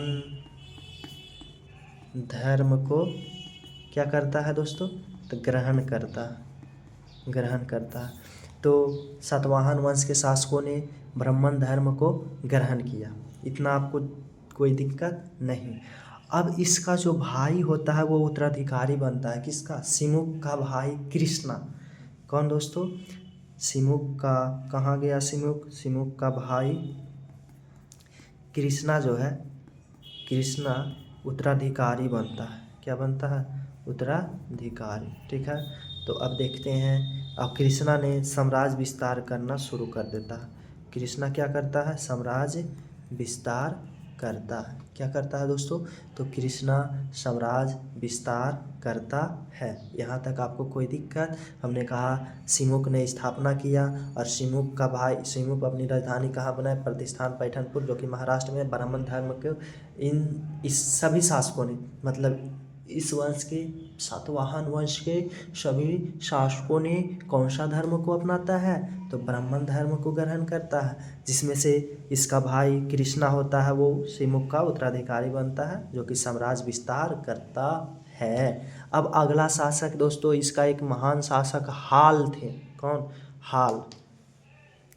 कौन सा वंश हम देख रहे हैं, सातवाहन वंश, सातवाहन वंश। ठीक है, संस्थापक किसने है, तो संस्थापक हमने देख लिया, क्या देख लिया हमने, तो इसके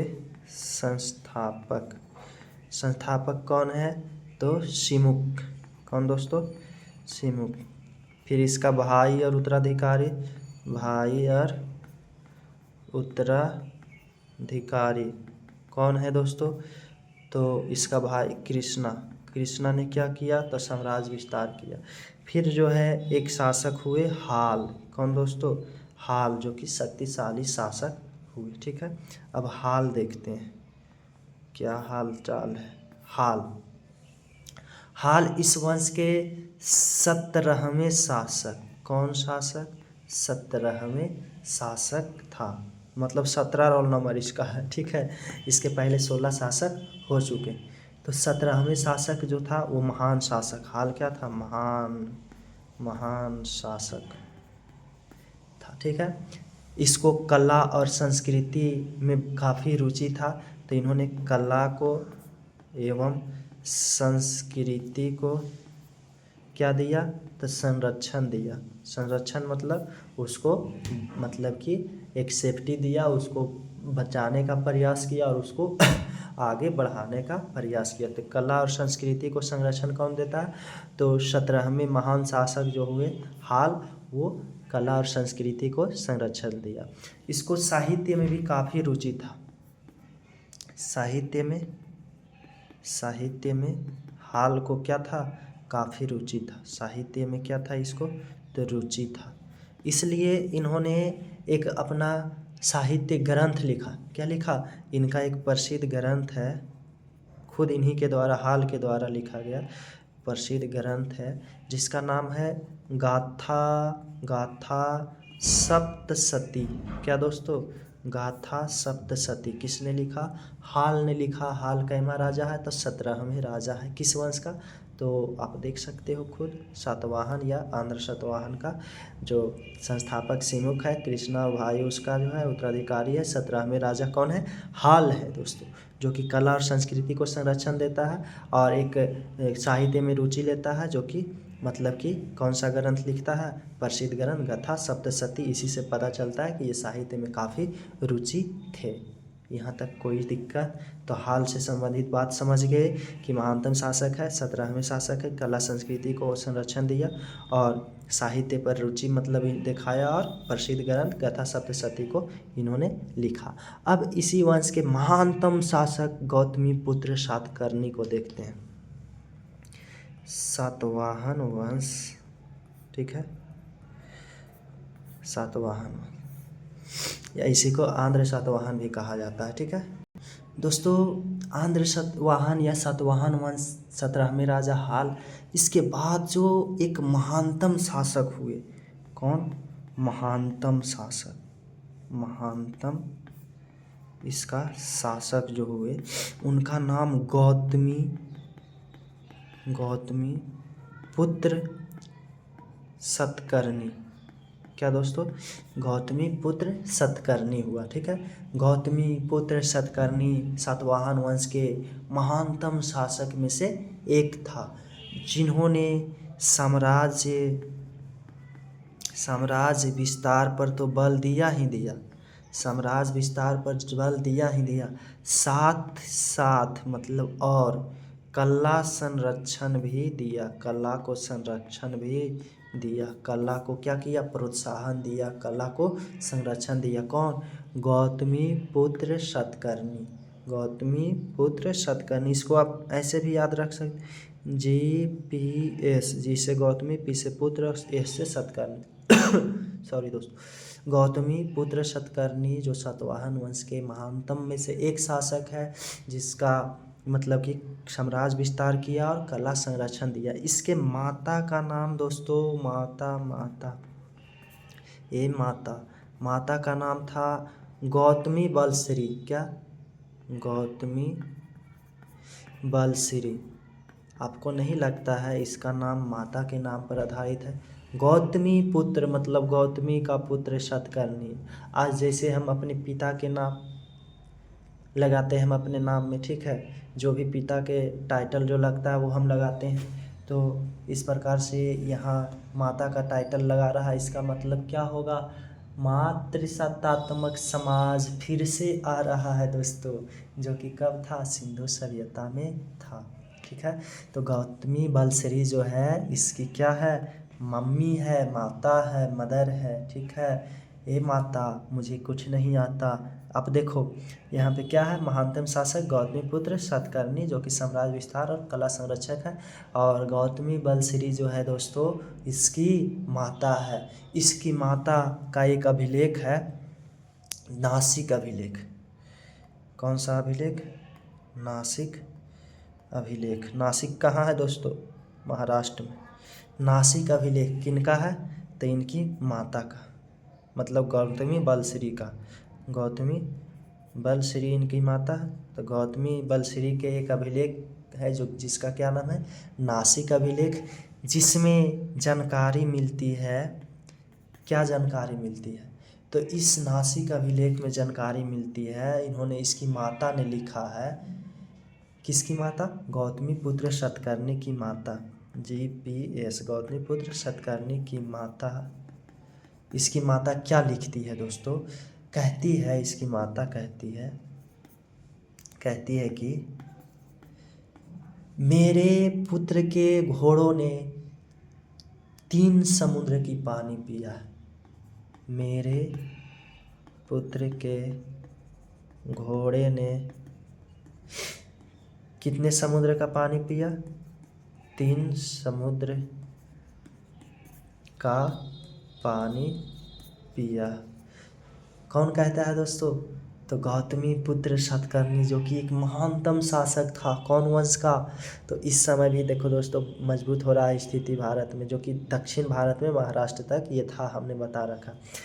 इस क्षेत्र में था दोस्तों, ये वाला जो क्षेत्र है ये आपका महाराष्ट्र वाला क्षेत्र में। तो इसकी माता क्या कहती है कि मेरे पुत्र, कौन? गौतमी पुत्र सातकर्णी के घोड़े ने 3 समुद्र का पानी पिया। 3 समुद्र आप देखो कहाँ है ये, देखो अगर ये भारत मानते हो तो यहाँ पे देखो आपको क्या मिलेगा, एक समुद्र यहाँ मिलेगा, एक समुद्र यहाँ मिलेगा, ठीक है। तो ये कहना क्या चाहती है, नासिक अभिलेख में ये कहना चाहती है कि देखो मेरे पुत्र कितने प्रतापी थे, मेरे पुत्र का साम्राज्य कितना विस्तारित था कि तीनों ओर जा सकता था, ये किसी ओर रोक नहीं था इसको। मतलब 3 समुद्र का पानी पिया है। यहाँ पे कौन सा मिलता है, अरब सागर, यहाँ पे बंगाल की खाड़ी, और यहाँ पे कौन सा है, तो हिंद महासागर दोस्तों, हिंद महासागर। तो 3 समुद्र हुआ, तो 3 समुद्र पानी पी लिया, ठीक है। तो इतना ये शक्तिशाली था, ये कहना चाहते हैं।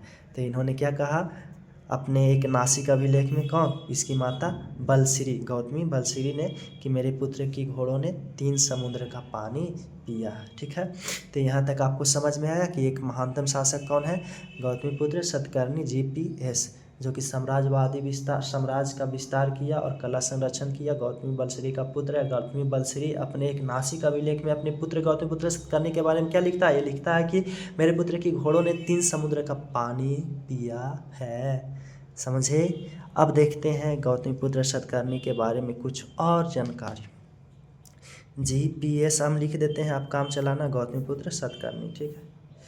तो इन्होंने दोस्तों शक शासक, जो कि विदेशी आक्रमण होगा ना उसमें हम शक पढ़ेंगे, पार्थियन पढ़ेंगे, पार्थियंस पढ़ेंगे, साथ साथ में एक पढ़ेंगे आपको कुषाण पढ़ेंगे, जो कि चीन से आक्रमण किया।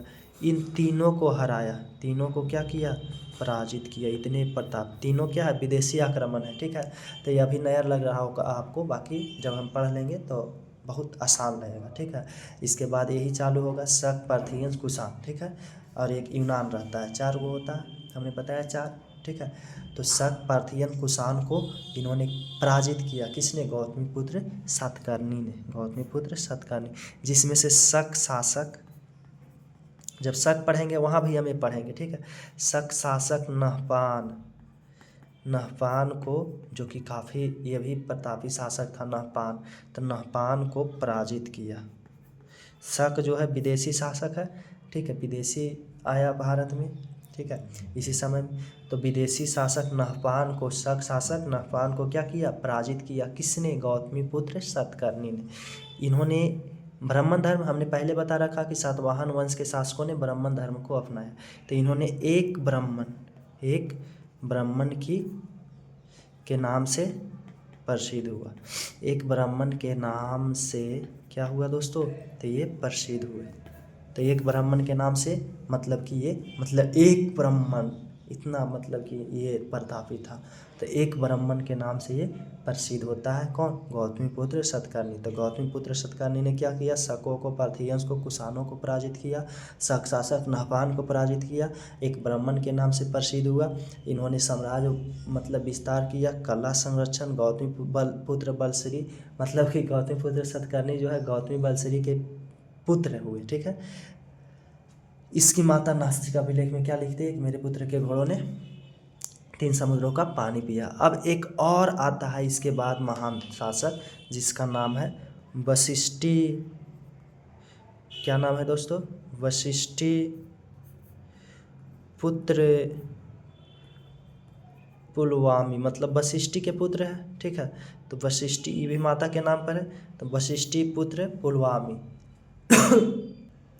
तो वशिष्ठी पुत्र पुलवामी जो थे, ये भी एक महान शासक है, किसका, सातवाहन वंश का। ये भी एक कैसा शासक है दोस्तों, तो महान शासक, वशिष्ठी पुत्र पुलवामी। गौतमी पुत्र सातकर्णी के बाद महान शासक जो हुए वो कौन हुए, तो वशिष्ठी पुत्र पुलवामी। इन्होंने भी अपना राज्य विस्तार, राज्य का विस्तार या साम्राज्य का विस्तार जो किया ये कृष्णा नदी तक किया। कृष्णा नदी, ये महाराष्ट्र वाला एरिया है, ठीक है। कृष्णा नदी तक किया। कहाँ तक किया दोस्तों साम्राज्य विस्तार? तो कृष्णा नदी तक किया। किसने? वशिष्ठिपुत्र पुलवामी। इन्होंने संरक्षण दिया कला को। देखो दोस्तों, वशिष्ठ ये गौतमीपुत्र सतकर्णी भी दिया था और हाल भी दिया था 17वें राजा।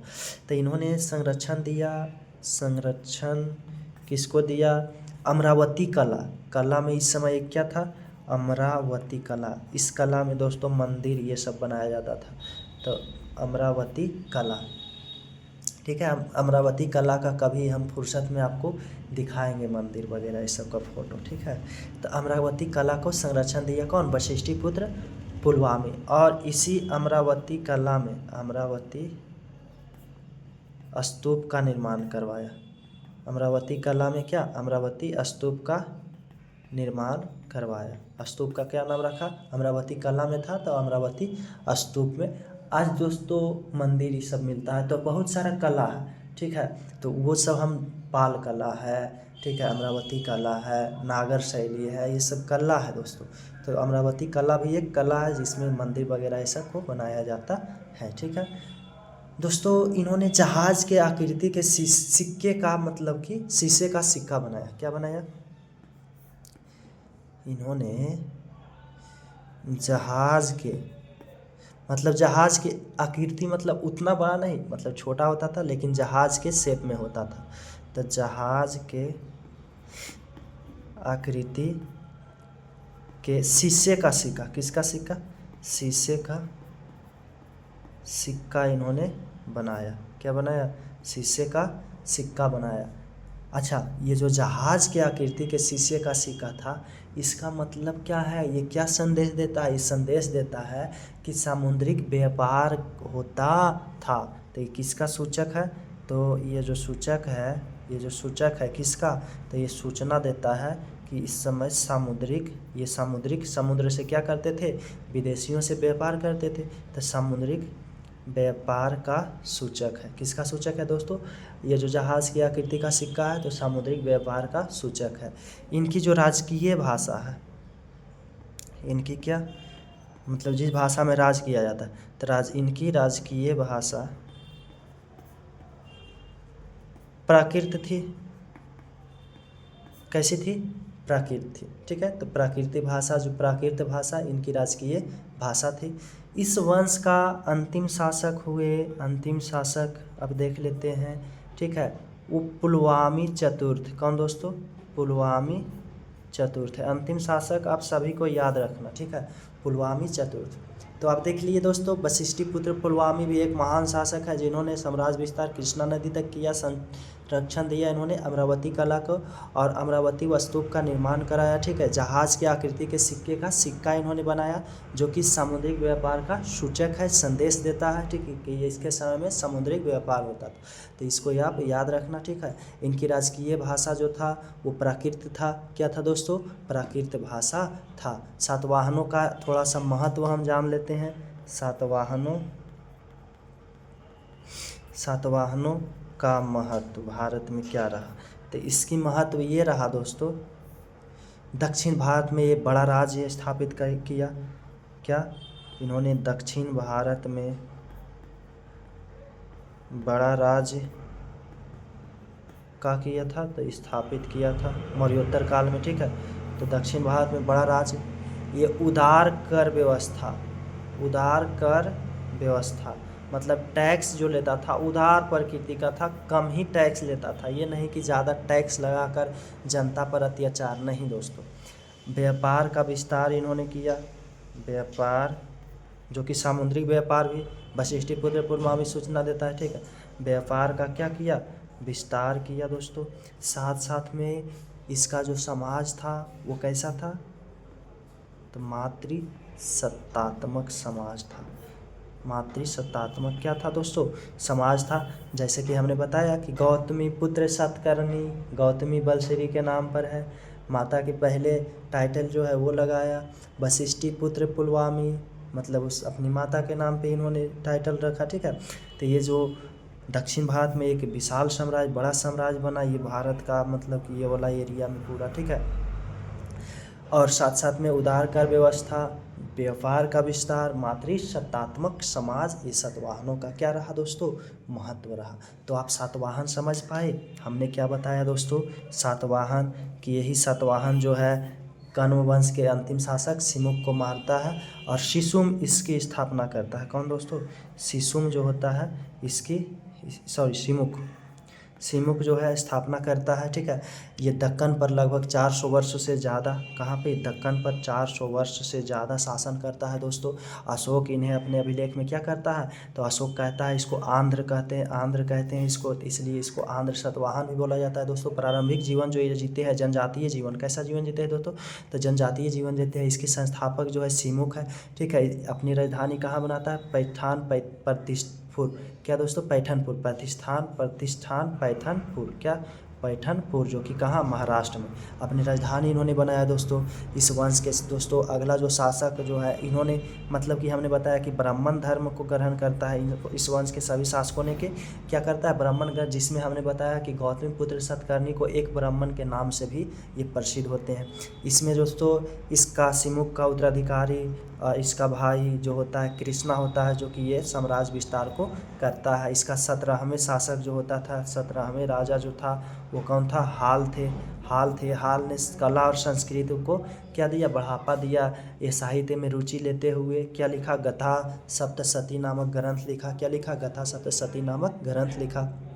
फिर हमने बताया कि महानतम शासक सातवाहन का जो महानतम शासक हुआ वो कौन हुआ, तो गौतमीपुत्र सतकर्णी, GPS गौतमीपुत्र सतकर्णी। इसकी माता का नाम था गौतमी बलश्री। क्या था, गौतमी बलश्री नाम था माता का। माता ने एक अभिलेख लिखवाया जिसमें लिखवाया कि मेरे पुत्र गौतमीपुत्र सतकर्णी के घोड़े ने 3 समुद्रों का पानी पिया, जिसमें अरब सागर, बंगाल की खाड़ी और हिंद महासागर। ठीक है, ये नासिक अभिलेख से जानकारी मिलती है। इस वंश की पूरी जानकारी ही दोस्तों हमने कहा कि किससे मिलता है, तो दोस्तों इस वंश के जो मतलब इसके बारे में जानकारी नासिक अभिलेख से मिलता है। ठीक है, तो दोस्तों ये हमने देखा।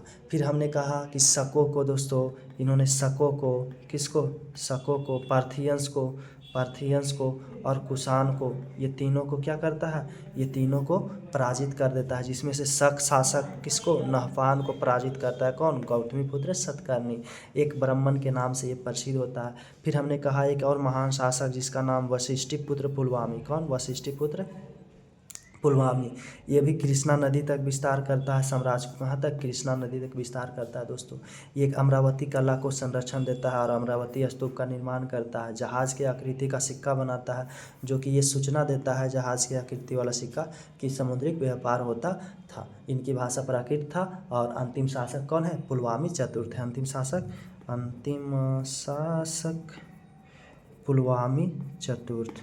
Oh my God, 142, oh my God, it's so long time दोस्तों। पुलवामी चतुर्थ होता है। सातवाहनों का महत्व हमने बताया, सातवाहनों का महत्व हमने बता दिया कि क्या था, तो ये दक्षिण भारत में बड़ा राज्य था, उदार कर व्यवस्था था, व्यापार का विस्तार, मातृसत्तात्मक समाज था। तो आज के लिए दोस्तों इतना ही, काफ़ी लंबा वीडियो हो चुका है। अब अगला क्लास में हम विदेशी शासक को देखेंगे। क्या देखेंगे, विदेशी शासक को देखेंगे, जिसमें 4 विदेशी शासक को देखेंगे, शक, पहला या पार्थियंस, कुषाण और एक यूनान। ठीक है, ये चारों को देखेंगे। तो धन्यवाद दोस्तों, bye, love you, take care, thank you.